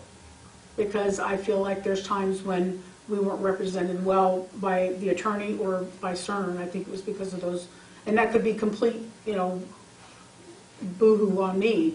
But I just want things to be above board and clean, and, you know, I want everybody, not just on the board, but in our district and our community, to know that this money is being spent wisely. Well, and I think that's one thing we would ask for your consultation on as we get into January, like what our, who and what our contract term and all that stuff with that, because I don't think that we've ever really The discussed Kavanaugh that or agreement looked doesn't. at it. Yeah, so I think that's Well, I one tried thing. to in that one meeting, and Mark wasn't very nice, but that, I don't think that has an annual agreement either. It's just a billable hours. So. Yeah, so So I'll give you what I representation, have. like who represents us, Right. should be something that we review as we review vendors Got it. coming up over time. Yeah, and I guess my, you know, the point of that goes to, again, you know, if we have a question for a vendor, I don't expect them to go silent on us, you know, because we're paying them. And I wouldn't expect that you would want them to go silent on us either, because then I can honestly tell you, we've never had that happen. we'll so call that's you. kind of interesting. Okay. So, I'm sorry, Marcia, are you good? Is that your main ones? I want to make sure That's it. I want to make sure I don't miss anybody. That's my main no, concern. that's all I have. Trustee? I've been on the board since June of 16, and it's been pretty tumultuous since I've been here. So, and I rely on Carrie for the years she's been on there, and Marcia for her background. And I like the fact that Sam has been on other EBT boards too. I'm a math guy. I'm black and white, and I like to see numbers like Carrie. I like to see numbers line up. Numbers have to work, and if they don't, there's something wrong. And I appreciate all the effort that Marcia's been going through. And things have changed significantly since June of 16. And it's Took a little effort, didn't it? Yeah, it did, and I had some, as it turns out, some misconceptions, but I'm glad that the board has got together and gone over the trust document itself. So I guess in 2047 we'll do this again every 30 years. Not when I'm on the board. But we do have a good document. I think our trust document is. I do. I think we have a good document. I think we have a good board. We've got a strong school board. We've got good people in administration, even though Mary's bailing out on us in January. So, but that's okay. We'll let her do that. Thank you. You're welcome. But Not sure that we really had. I'm glad this is a whole new start, and Yeah. I appreciate this meeting especially, just getting ahead of it. So. And you don't have any specific issues in general? No. To know the numbers, Matt. Yeah, I like to know that the money's being well spent. Like I mentioned, the woman who owns the property, I know her fairly well, and the realtor that represents her works at the same office as I, is a Coble banker, and I'm sure he's going to be involved with the renewal. But and I work pretty closely with them on different deals, so Whether I have to recuse myself or not remains to be seen, but I have no problem, looking through the documents, the lease documents, to see what's there, because, I mean, it's a triple net lease. And I know that the woman mentioned, she goes, yeah, then the lease is up for renegotiation. And I said, well, we'll have to look at it and see what the market is right now. Very, very neutral statement, but it'll be. But I agree with Carrie that anytime you have it, I mean, you should always have it lined up. Yeah. With we line up leases with tenants all the time, because you don't want one thing to end halfway through a period. So A little disruptive. sure. Okay, so have trustees ever had training on HIPAA or conflict of interest, fiduciary liability, or open meeting law? Nothing formal. We've had, I know the superintendent has sent us emails on, videos on open meeting, open meeting laws. I understand confidentiality. And my wife worked at the hospital in administration for 27 years, and I was in banking for about the same time. And it was just interesting how people thought that we'd interact with each other on things, and we just never did. But it is a good idea, But though, because it I don't is. think it's ever happened. for No, this. I don't think it's ever happened. No. Very good. And then, of course, we're going to want the premium rates that you're charging today. Is the district subsidizing the dependent care at all? Yes. Okay, so we'll get all that from, we can get all that There's from. a good spreadsheet that now exists that Perfect, okay, lays that all out. You got that? great. Okay. And so Yeah, we've maybe talked, she gave me some stuff. we've talked a little bit about the invoices related to trust operations. It sounds like everything previously was going to Dave, now everything's coming To our office. here. And then how are they paid from here? Once you get them, what's the process?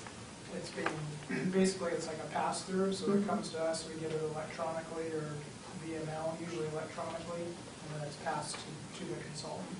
Yeah, I Okay. send it For to Dave authorized and ask him to Okay. review it and pay it if appropriate. Gotcha. And then I send it, and now we're doing it on a weekly basis. I send the trustees a copy of all the invoices, because we get several a week, so I'm sending them on a weekly basis. I have to the do that trustees. because of, for you.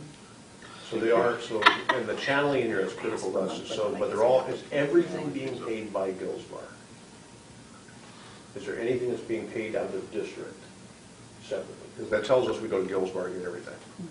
Yeah, I believe it's Gilsbar for everything, I don't know what that. Cerner's rent, that monthly Now, the only payment. thing is I'm trying to remember with the prescription drug, there's something, they don't take checks. I mean, there's an ACH payment or something. Yes, we do.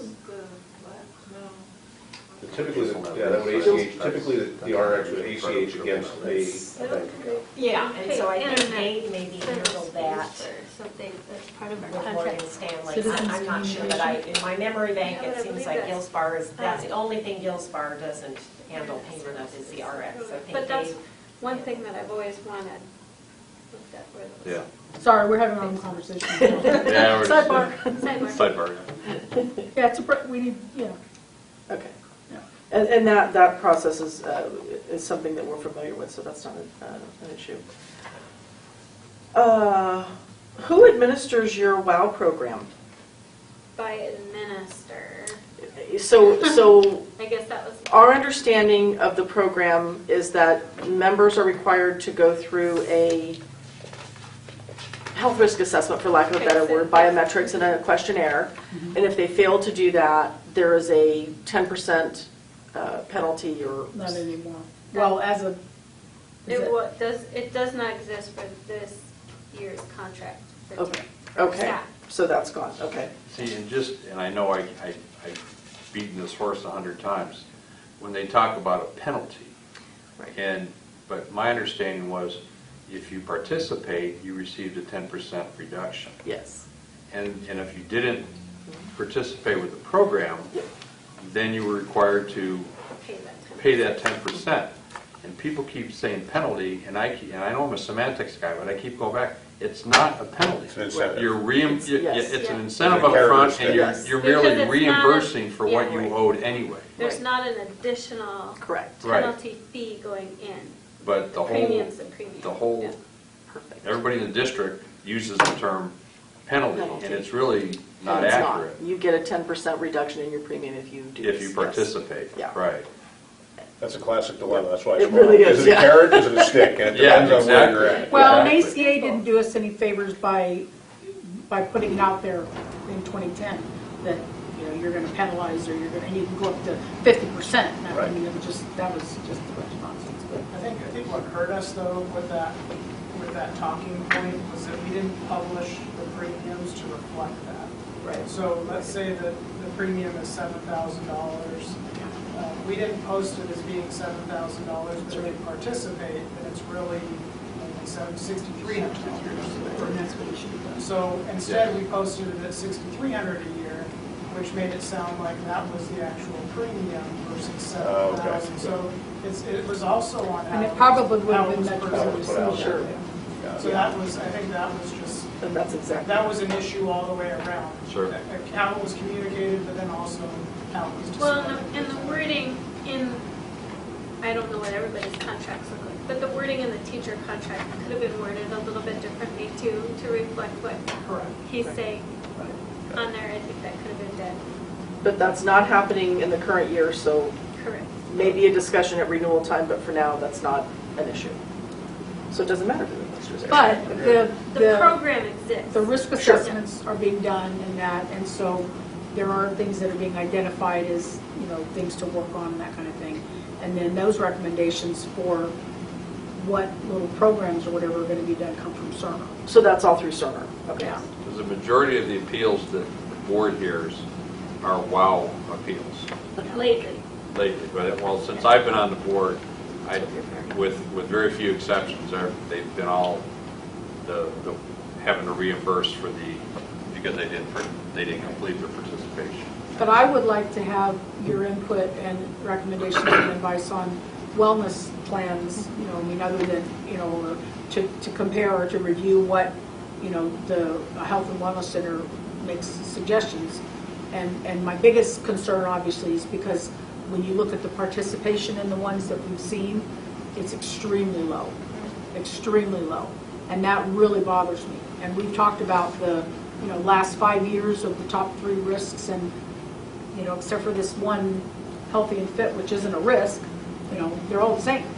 So we're not getting, I mean, and so, you know, again, that's, you know, the wellness programs need to be wellness programs, and they need to have something different other than just only from the Health and Wellness Center.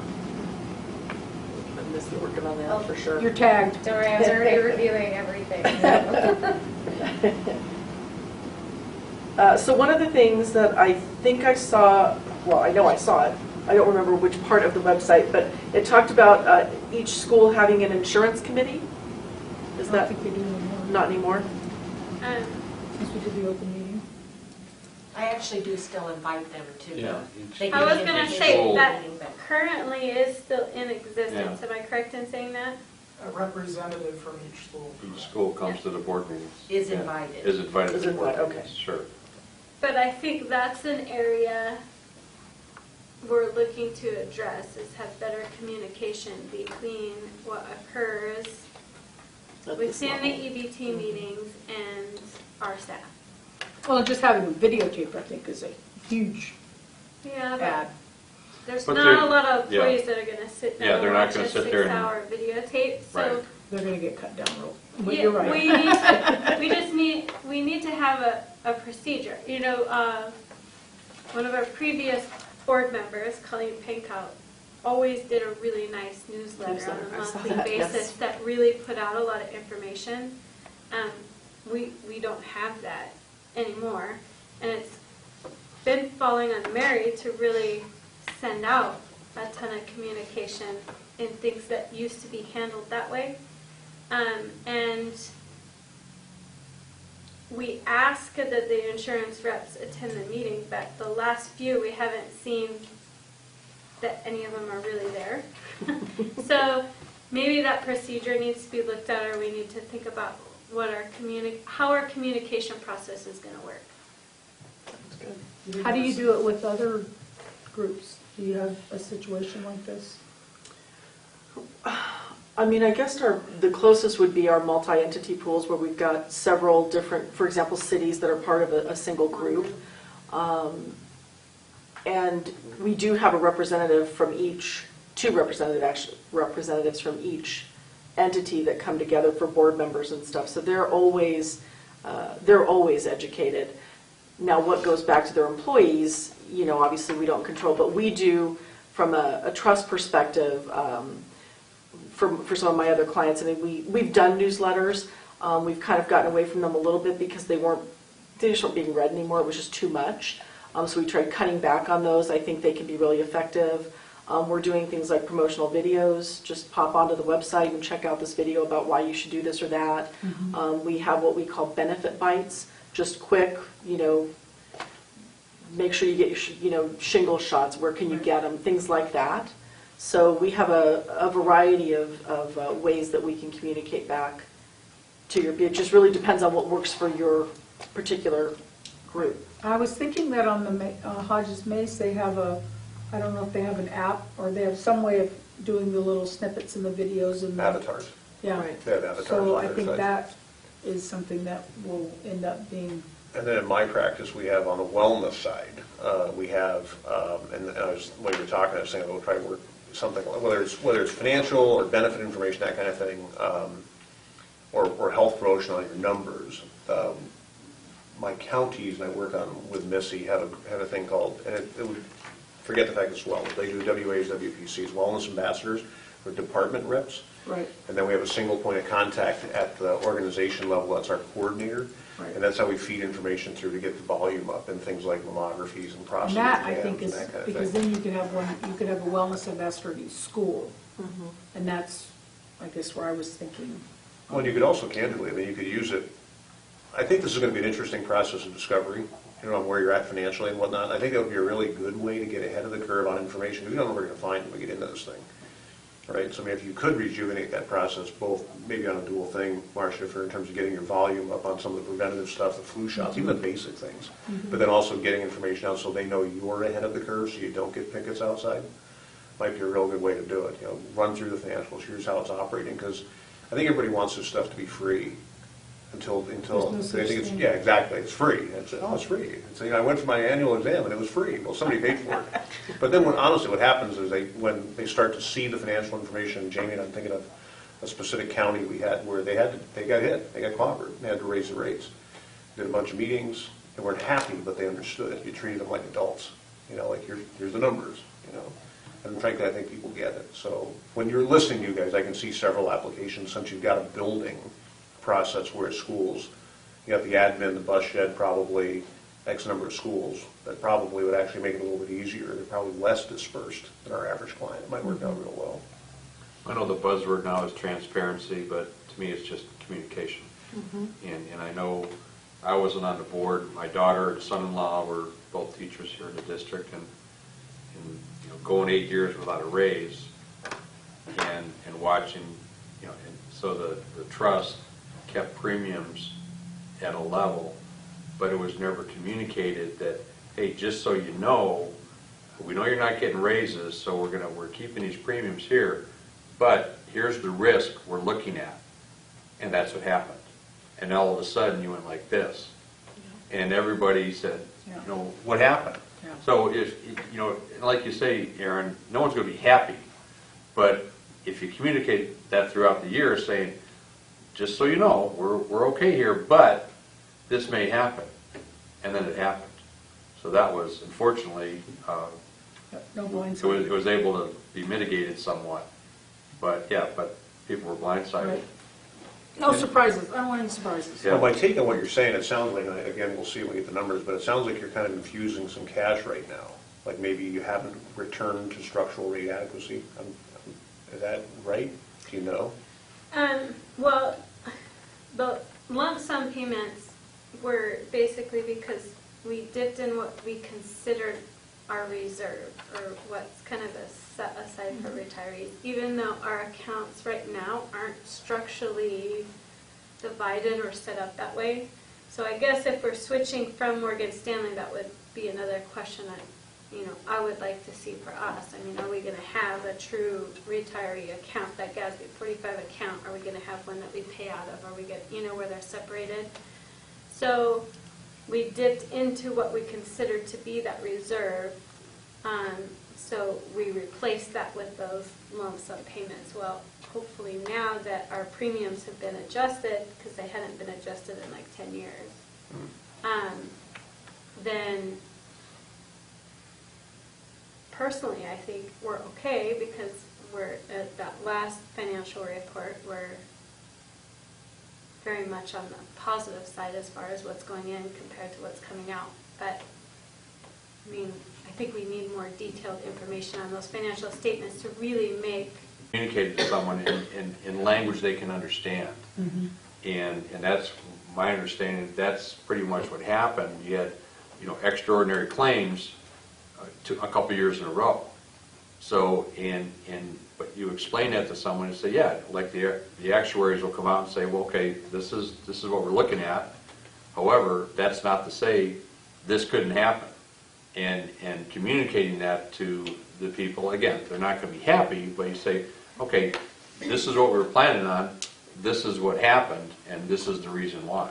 So, Just to cut to the chase for you guys, our issue is that our job is to support you in making informed decisions. You may Sure. make decisions we don't recommend, or we wouldn't recommend, but you have to have all the pieces in front of you. Right. So we basically feed the information and make the recommendations. If it gets that bad, we'll talk. keep But trying to get 25 raises. years, it's never happened. Aaron, we keep trying to get raises for the trustees, but they just keep throwing it back in our face. Well, we got a 300% raise. We but did, it's we got a still 300% raise, yeah, but that's okay. Minimum wage plus zero. Yeah, perfect. Yeah. Just if I can add a timeline in that as well. Typically, or historically, the board would like to have a compensation package presented to them usually around February for contract purposes. We get contracts out to teachers early, and then they can kind of see what the recruitment efforts are going to be like in the months ahead regarding teacher turnover. So just for you to kind of have that in your mind, February. What part of February? Usually it's the third week in February that the board meeting is held, but the packet goes to the board usually the beginning of that month, so that they can go through the work session and process it. That's not hard to hit. Basically, the difference is like with cities, right? We'll wait till we have the December 31st claims, and then we'll start crunching in January. So based on that, we would do the November 30 claims. We'd back it up a month and start and then do the process. Because the actuaries will do is they'll trend forward to June 30th and then trend it for the following year. So it tends to be a more conservative number because they're trending an extra 7 months, but it'll get you a budget that you can actually say with confidence, okay, that's it. That's July our rates are going to be X. And so let you do your contracting. And that's not to say that they won't hear it in March, but ideally, I think personnel would like to know exactly what contracts are going to be issued come shortly after that February meeting, so they can begin the recruitment planning in their lines. Got it. Yeah, that's actually consistent. We have one other client that doesn't based on there are 2 clients do on this. We need to do October too. The last one. That's right. Either First thing last is July. year or some- Yeah. Was it July? It wasn't July. No, I'm thinking we might do October We signed in the I think we're contract. gonna have. data. We'll have to use October Oh, data yeah. because we won't get it till November, yeah, which is fine. Easy peasy. Okay, I think we got this one. Yeah, and this one March. we don't have, so So we'll that, take care like of you that said, later. that Gage is recruiting, can we go out and recruit teachers? Well, if you go to contract negotiations, then I sign think a lot of this recruiting. That's going to be a problem. The good news is we've covered a lot of this. We're going to go through, want to hit it a little bit more. Right. Okay, we got it. The trust document's going to be finished.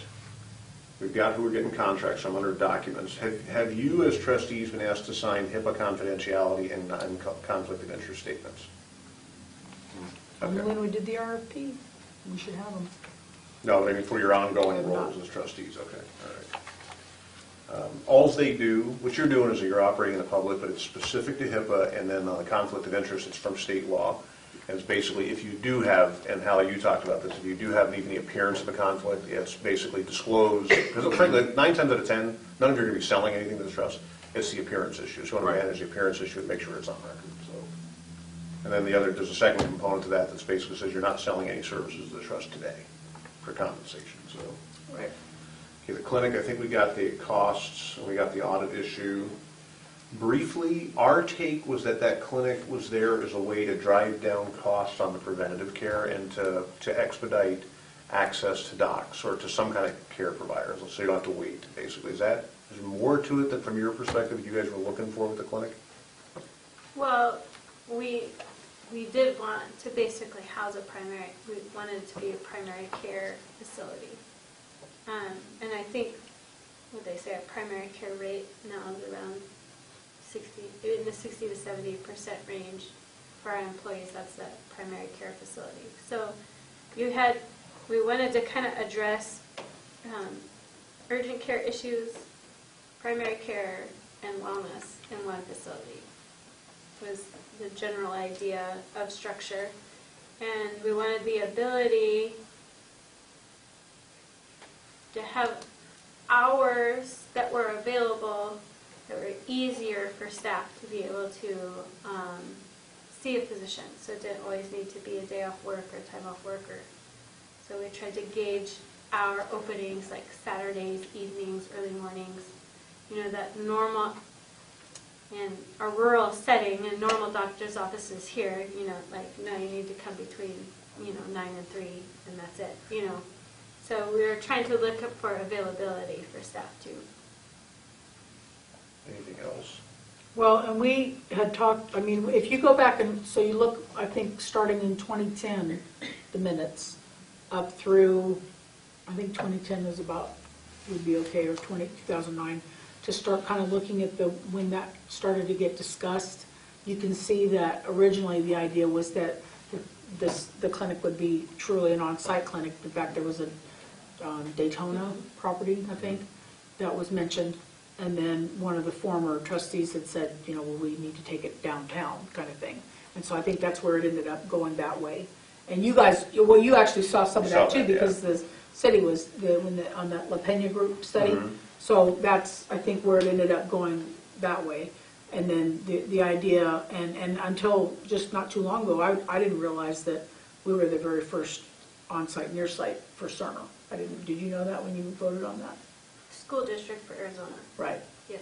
So it looks like it's fine. It looks like it went different than the original La Pena report. Because the original La Pena report talked about doing like a limited network. Right. Right, which I don't see. It looks like it's still Blue Cross. Right. So. There's no billing. Well, there's no. They do, and they do what. And I've asked this several times because I do billing and coding. I've asked what does zero billing mean? And the best answer that we've been able to get is that we charge you this much money every single month, and then we don't bill anything.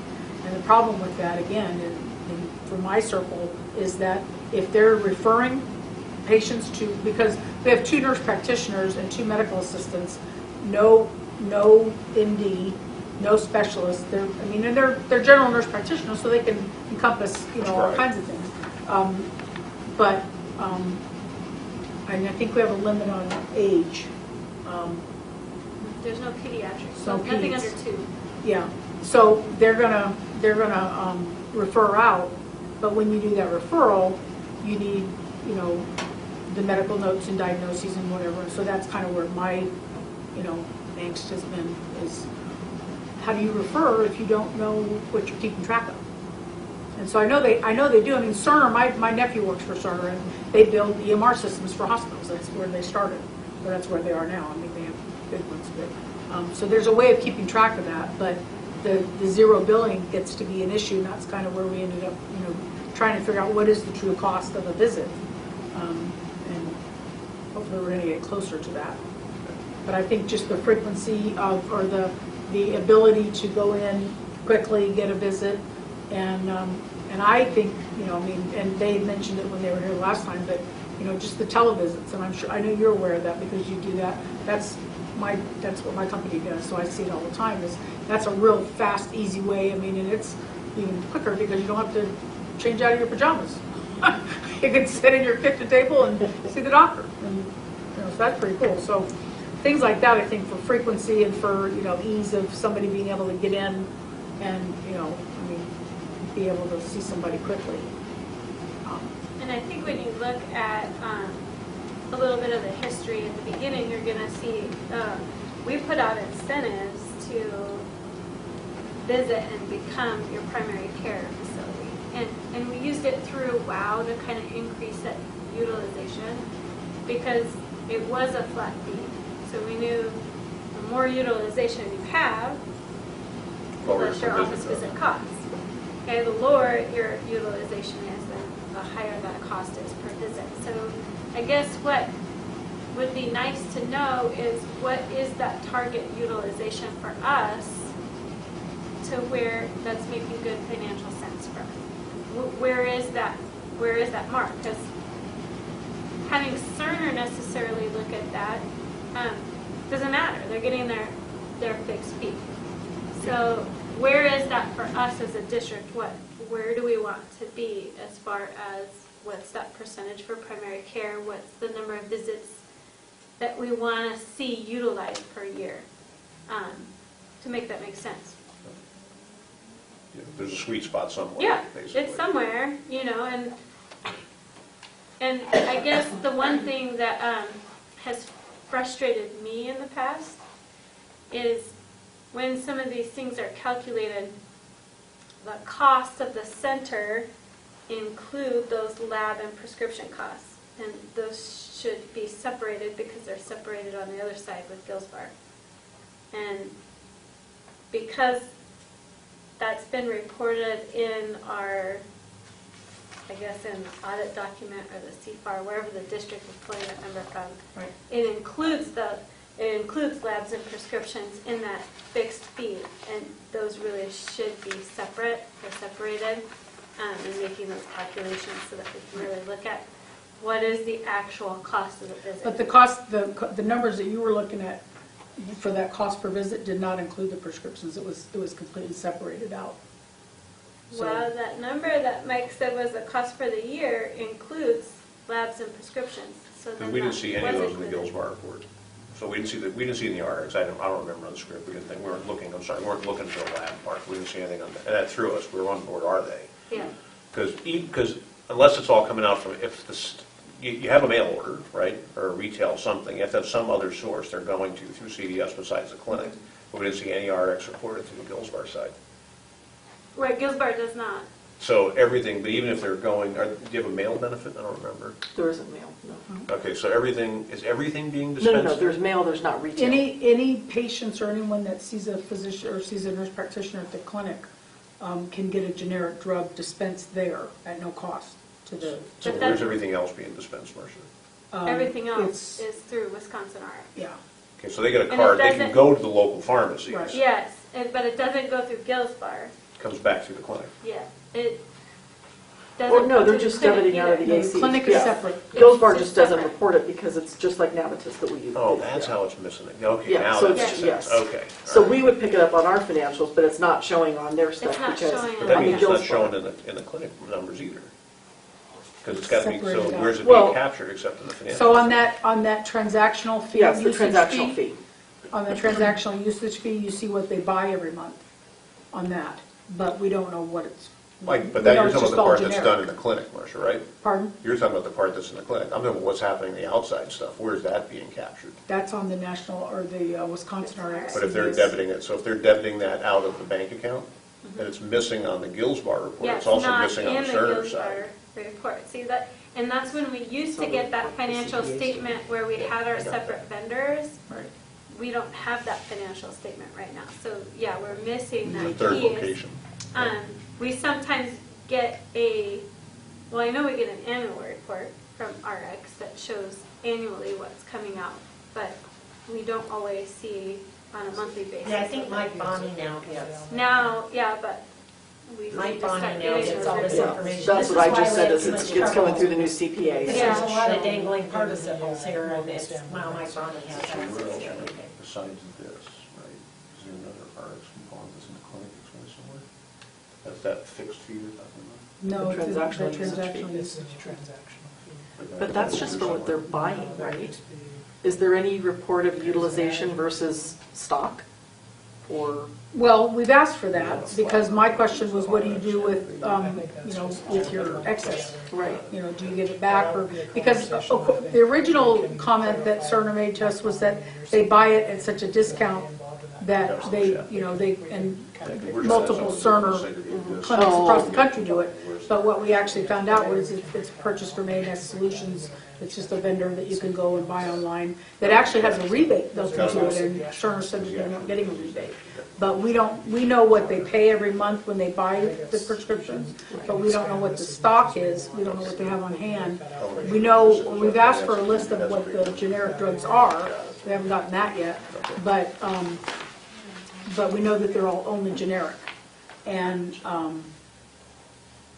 then we don't know what happens with the over purchase, the overstock. And My then guess there's is a that they're couple doing it every other month. things in there, like immunizations is another one that would be included in all of our, like our flu shot and stuff. That would all run through Cerner, because that's where we're getting the flu shots from. So I guess it's prescriptions, labs, and immunizations. I think you should put those in there, because that's a cost too. And just for verification, because Mike actually showed me where it was, he's got it, it's like 90,000 and 98,000 the last 2 months. But the reason that's critical for us to break it out exactly as you guys are talking, because we're going to give it to the actuary, so that he Yeah. can project the claim funding factor. So we got to make Right. sure we've got every component to it, otherwise Yeah. it's going to short the funding. Right. Yeah. Right, and the same thing with the labs. You know, the shots tend to be immaterial, but I'd still like to have them. The labs are going to be big, the RX is really big, because it's 90,000 plus each of the last 2 months, 94,000 average the last 2 months, that's a big number. Well, for you. last year was $198,000 for the prescriptions, just for the Cerner. just through That- Cerner. Yeah, that was what was dispensed. So that's And tracking then a little over a purchase. million. So our agreement That would says, be good to know, right? yeah, I mean, our Not agreement was, exactly and we sure. still haven't gotten an answer, was that it's supposed to be a pass-through. And so the question was, okay, so show me what you're paying, show me your invoice for what you're paying, and then show me what, you know, it is on our side, because those should be the same number. Correct. And so again, good luck. Okay. Well, you got $1 million right there, that's coming out of the average, I was shooting for $1 million, because it was 94,000 a month times 12. Right, if those are average months.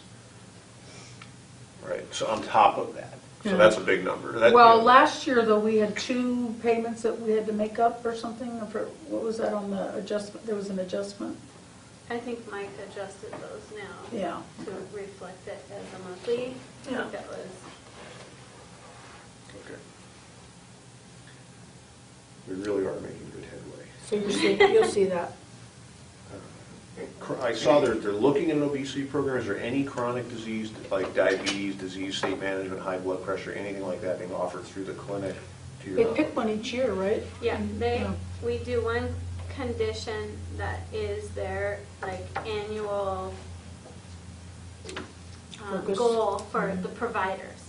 So last year was diabetes. The year before was, well, it was kind of a combination of high blood pressure, cholesterol number. I don't know exactly which one it was correlated to.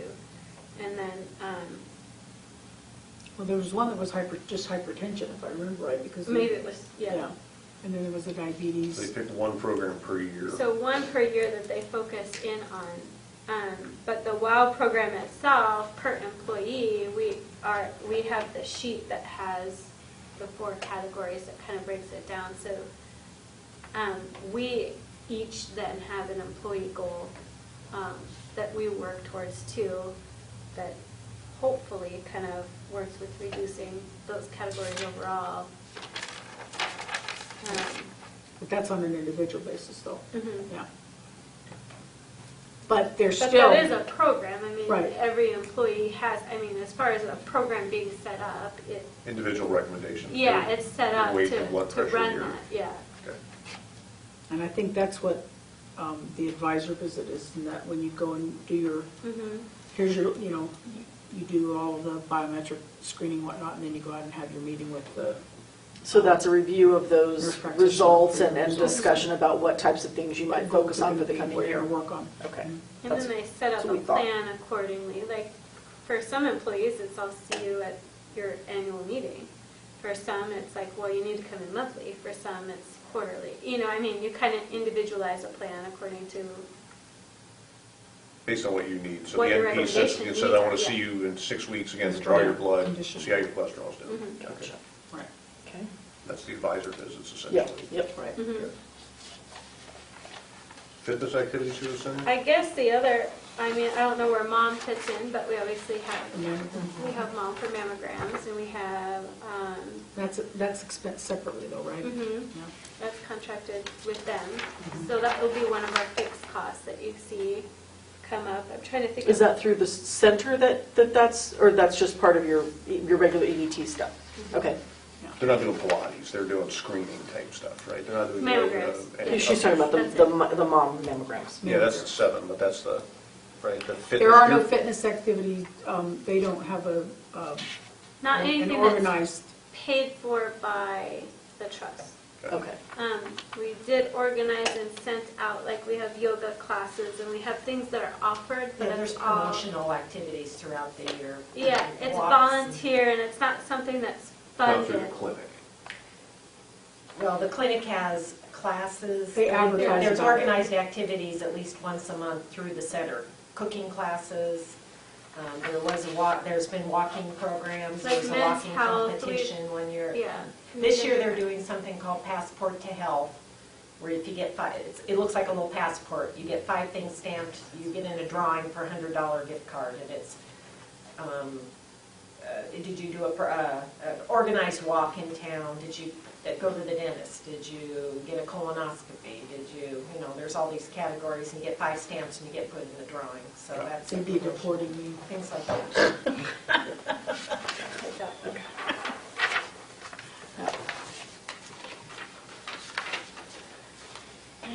And to just summarize this, it sounds like on the renewal process, you're not doing what we've described today. You're getting a recommendation, you're not getting a composite, no one's giving you a complete rate. Here's what the employee number turns out to, here's how we got to it. How do you guys do that? Technically, I mean, I have not been completely satisfied with the explanations that Gilsbar's actuary gives us on how it was calculated. We never get a good breakdown of why that recommendation came out. We get good recommendations on, like, here's like 4 major plan changes that you can do, and here's what we project the cost savings to be. But how that calculation came about is difficult for us to, or it has been for me to determine in the past. And it was always hard, I always had lots of questions on when they set where a premium rate should be. How did you get to that number? And there was never good explanation, although Gilsbar says they were calculating that out. But. And the rate you saw, I know you've been here the longest here, the rate you saw, did it include both the fixed costs and the variable costs? Did it include claims and reinsurance and TPA? It was just that, yes, it included all of those costs, but it didn't break it down as to, like, what part of the premium would go to each part. Got It it. was just, you were just given a single. Big number. Mhm, Okay. premium number.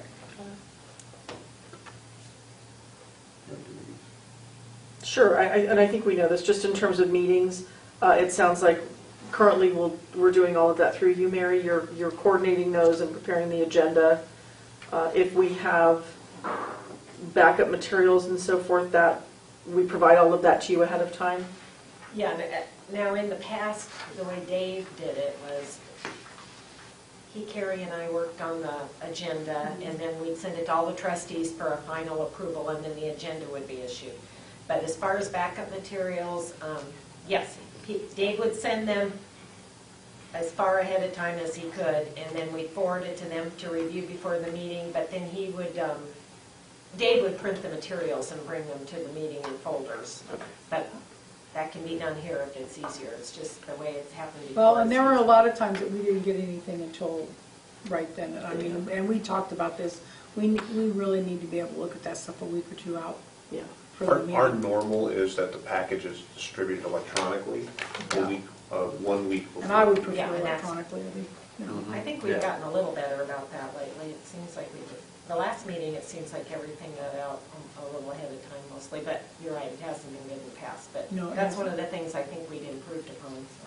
It's We can keep typically doing that, PDF. that would be good. The whole thing comes out of PDF from our side. That So, works. okay. I didn't bring extra copies, okay.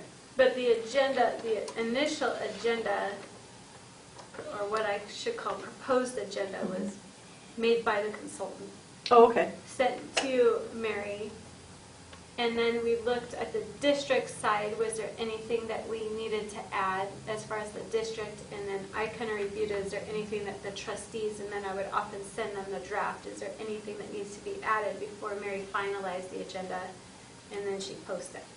But usually drafting it was the consultant. Okay, perfect. Is that what you do on your other meetings? Is you start Pretty them? much, yeah. For the single employers, multi-employers, we actually were the administrator, so we create the agenda with the chair. So we go through the same thing and then go back and forth, you know. On the single entities, it's essentially exactly what you just described. So here's what we've got. You know, we do the wording and recommended motions and that type of stuff, send it out and work with staff. Okay. And how are these notices, who's handling them? The key one for us was the mental health parity opt-out. Who's I have doing not it? seen them. I I haven't know. seen them. Mental health, like who's doing For all the of federal them? notices? I have not seen any of them. All federal notices, I mean, are the mailings required, Medicare D, how are all those being accomplished today? Those The usually, only one I'm familiar with is the Medicare Part D. Dave would send me the updated one, and we would just have to attach it to the back of our open enrollment. When people would look at it, I'm like, we just have to by law put it in the packet. So that's the only one I'm familiar with, out of all these. I know there's a couple of them. I think newborns, I think 5 and 6 are both in your SPD, which they should be. The other two should really be in there too. I can look at those. Let me check. But you're not familiar with the mental health parity at all, whether there's an opt-out or not? I've never even heard those words. No. I don't know. Hasn't been discussed. Wasn't that effective, it's Yeah. been 2 years? For mental health parity? Longer than that? Longer than that? So back to ACA? Oh, I think further back. Even further back than that, yeah. well, we had, up until last year, we had an EAP, Employee Assistance Yep. Program, and where we that's where we covered a lot of those services, so maybe that was how we handled that. But we had such low utilization that was stopped, so I think that's an area probably that needs to be reviewed. But is this an actual federal notice that's supposed to go out annually? So basically, there's a law that says that if you provide mental health or substance abuse services, they have to be offered in the same manner as other medical services. Certain entities have the ability to opt out so that you can have differing levels of coverage. So the question, and if you opt out, then you have to file an opt-out with the government annually. And I don't think we've ever done that. And I didn't see that there was an opt-out statement in your materials, but I did see that there were some differences in those coverages. So one of the things we'll definitely look at as part of this review.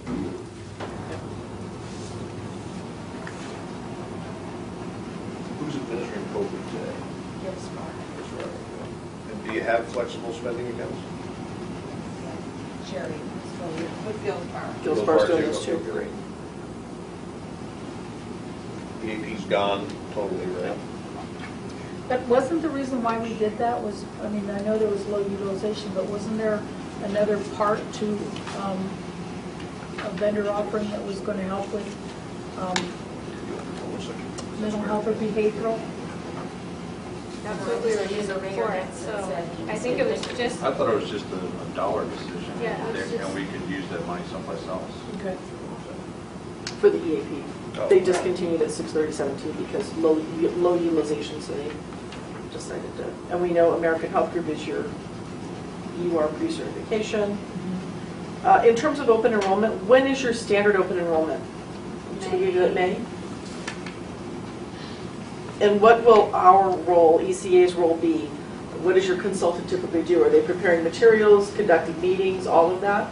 Okay. And that's fine.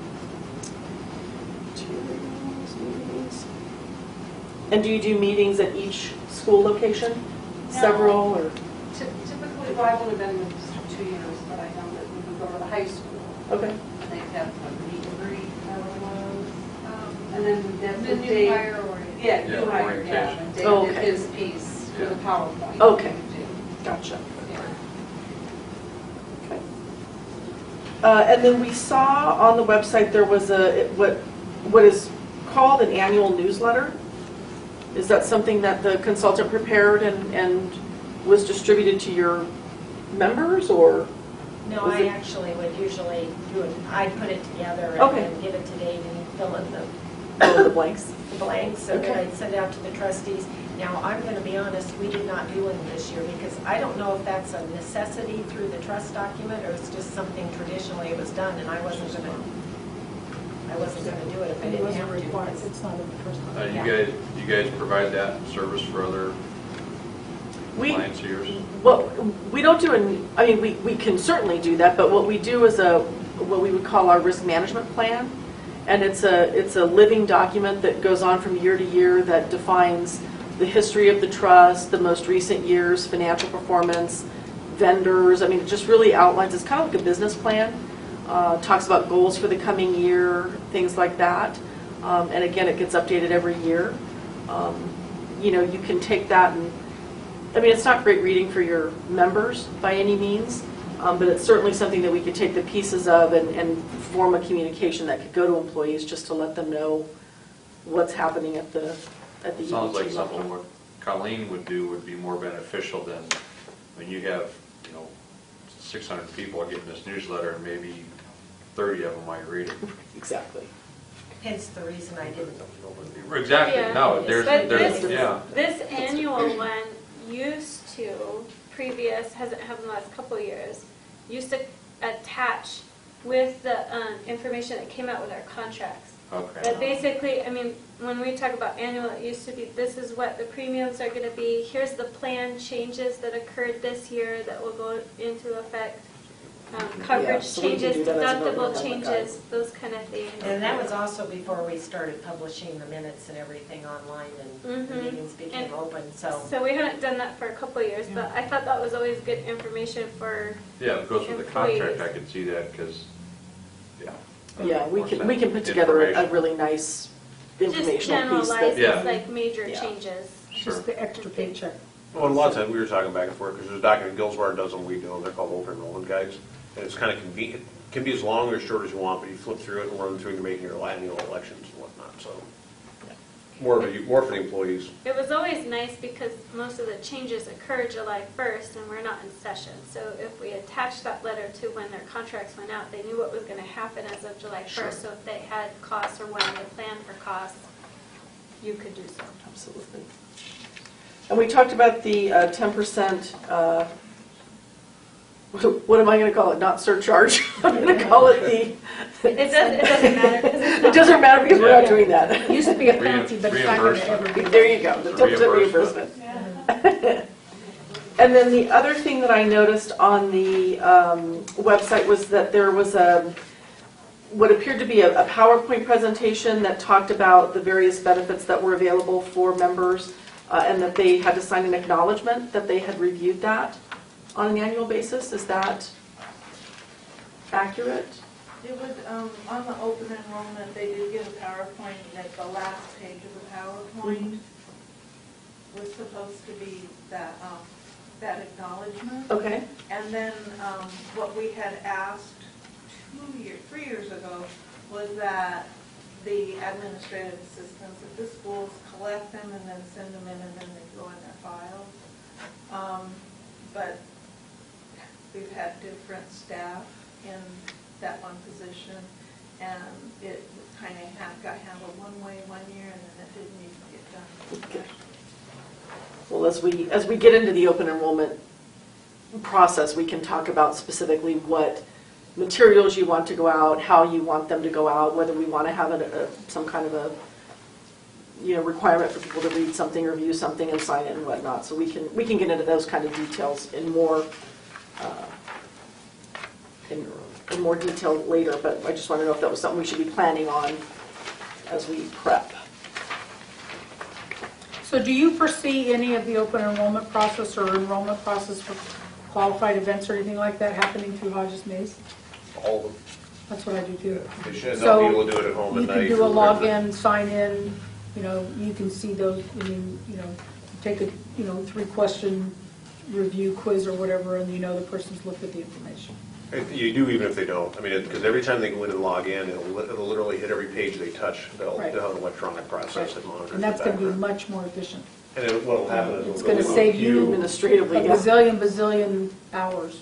It goes into a queue for HR, and then Right. you actually will go through and review to make sure they hit everything, and you hit send and it goes. The biggest one is what'll happen is when people stop, you'll actually have a pen report of what's out there where they haven't completed it. So Right. you can monitor in the back and say, Frank or Sally didn't do They it. give Go them ahead a, and check. hey, go back. Go ahead and finish the process. So it's pretty, they're, I can tell you it's so much better than paper. But it really does require whoever's sitting in that capacity to go through and double check. Did they get everything? Because once they hit it, it hits all of the, it'll go to Gilsbar, it'll go to the life carrier and all And so that. that will save us that up to $12,000. Well, it'll also print out confirmation sheets. So it'll print, it's really kind of slick. They're going to schedule that here in a bit, but Yeah. it's a green light, red light. So if the Right. light's red, you keep working your way through it until it turns green, and Right. it drops, and you hit the next one, and just keep Right. going through. So Because we had pretty talked visual. about, we were looking at trying to, Gilsbar trying to, build some code to direct these additional vendors' applications and whatnot. And there was 3 different ones, I think. And it was going to be up to like $12,000. And I'm thinking that this will resolve that. Well, this is the same system the city's using, Yeah. and it's tied in with Gilsbar. So they're actually, they link very well. They're working functionally today with it, so. So will this have to tie in with our software that we use in the district in any way? Yeah, they actually, and they, Division. it does, it bridges the payroll, because it'll do your 1094, 1095 reporting for you too. So that, one of the things that's included in their proposal is to link it in so that you'll actually bi-weekly, you'll drop your files, your payroll files across. And then depending what you're doing on 9, 10, or 12-month contracts, it actually is built in to handle schools. So we've got Kingman Academy Learning on it, and we've got, I remember there's another academic institution on it. So they do schools. And they've got, I think it's Scottsdale, if I remember right, they got Scottsdale Elementary The School. college, yeah. So I'll tell you, that the key to that system is the setup. You really got, because it's all logic-based, so you got to set it up correctly the first time. So, and the amendment, that's the one where you got to get people to actually look and double-check all the math. We work on a bunch of it, but on the IT side, that'll come with you guys to make sure that they've got the interfaces in. Tomorrow, the software system goes before the board for approval. And in their current quote that we received through Tower Technologies, which is Visions, which is most of the districts in the state use, they have a benefits enrollment application that's also in that quote. So then the conversation will be is, do we go that route or do we go with the Hodges Mace system? Are they completely different, Yeah. or are they very much I the guarantee the same? benefits portal is separate. Is So there this a will way look that very we could big. have Hodges Mace So look at this my to question see? would be then with Tyler is, do we need their benefits enrollment Right. then if we're going with If it's Hodges redundant. Mace? Right. I don't- Because it's thousands Or do we have to of still dollars. pay Yeah. to have the benefits enrollment on our side and our vision side for district software? I'd want to put Hodges Mace Tech on the phone, but I think the answer, you would go with Hodges Mace. Yeah, I think so And would too. it be in lieu of? And it would tie into the vision program. Mhm. And we tie into the vision payroll portion, but I want the tech to actually say that, because I don't deal with visions. Okay. Sounds weird to say, I don't deal with visions. That could save bunches of dollars on the, And then will Hodges Mace then be purchased through EBT, or will be part of what the EBT pays for? Yeah, well, the way we have it laid out now, would it be built into the rate for the medical side? well, that was part of that RFP that we put together, was that you would provide an online, and that it would be a separate cost to be determined. But my understanding was that was going to be an EBT expense, but I guess maybe I'm thinking about that. I don't know if that's Guess we should talk. We build it in, we'll build in a number that's a PEPM. Okay. It's gonna be built into the medical, it's gotta come out of the district one way or the other, Right. because it's on the employee side. Right. But, and for the record, you're not obligated to take the honest Right. mix. And so I wanna make sure that's clear. That was in the RFP, so since we used them on Havasu City, Bullhead, and Kingdom, we put them in. How do other entities handle that? Does it come out of the actual trust, or does it come out of? In all Like the plans we city have, funds or it's built into that, it's built in as a per employee per month charge on the employee rate. Well, that makes sense, but You're welcome to do it however you want. I mean, honestly, it doesn't. Oh, I- Yeah, that's Yeah, how I mean, if Yeah, it's either gonna way, it's still put you over the come out of- top, it's yeah. still It's gonna coming out of come the district. well, I guess, and here's the reason why I'm asking that question is, I know that we had money built into the override or bond, one or the other, I can't remember which one it is, to cover this program. It was $100 and some thousand. Yeah, but it won't cover the whole transition period, the money that's there for the bond, but it'll get us, it's a good start. 3 years from now, when we're actually completely independent and fully transitioned over to that, year 1 and 2 is heavy PD. On the So there's vision, A lot of you mean? training, yeah, a lot of training and professional development as far as getting us up to speed. But year 3, once that's done, then we'll actually see a cost savings. I'm gonna call, when I get out of here, then I'll give the guy a call. And if you want, I'll call him to get calls tomorrow, so you can talk to him.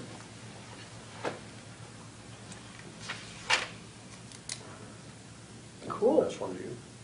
That $200. Oh, it doesn't matter because they're not doing the Oh. 10%, so, sorry. Well, there is a provision, and I read that there is a provision for retirees that don't live in town that can't get access to do their annual wellness visit at the center. Yep. There's a provision that they can go to Okay. and another then, provider. Yeah, in the and state. the trust will pay up to $200. Yeah. But I also saw that same provision was in effect for retirees who live in Arizona, which didn't make sense to me because they have access to Blue Cross Blue Shield of Arizona. Why would the district want to, or the EBT pick up an additional cost for that? Well, my understanding was that they had to go to a network, a Blue Cross network provider. That would make the most sense. So if it's not written that way, then, Yeah, because I read that several times. okay. I'll look at that too. And then there was a separate amount that was available to retirees that lived outside the state. I will look at that one.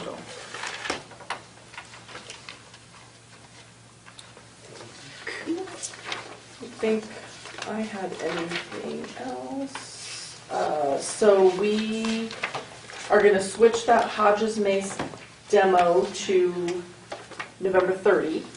October 30. October 30. Yowza. At 1:30, did you say 1:30? Yeah. You tell us what time. October 30th, 1:30. 1:30. Perfect, okay. Correct. I'm gonna Yeah, so we'll resend it cancel the tomorrow. term. Good. Will that meeting be in here? Do you know? Yes, I already received the Boardroom?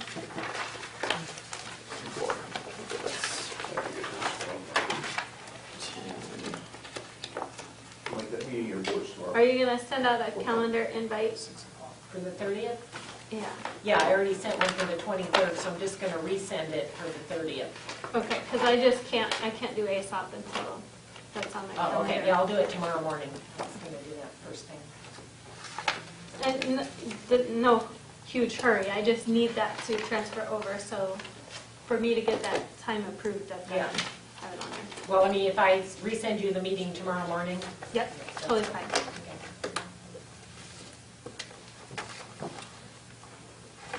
All right, any other further questions, discussion?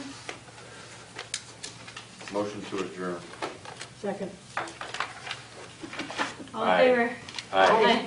Hey, from our side, guys, thank you again. I want you to know, we are really excited about doing this, we really do appreciate it.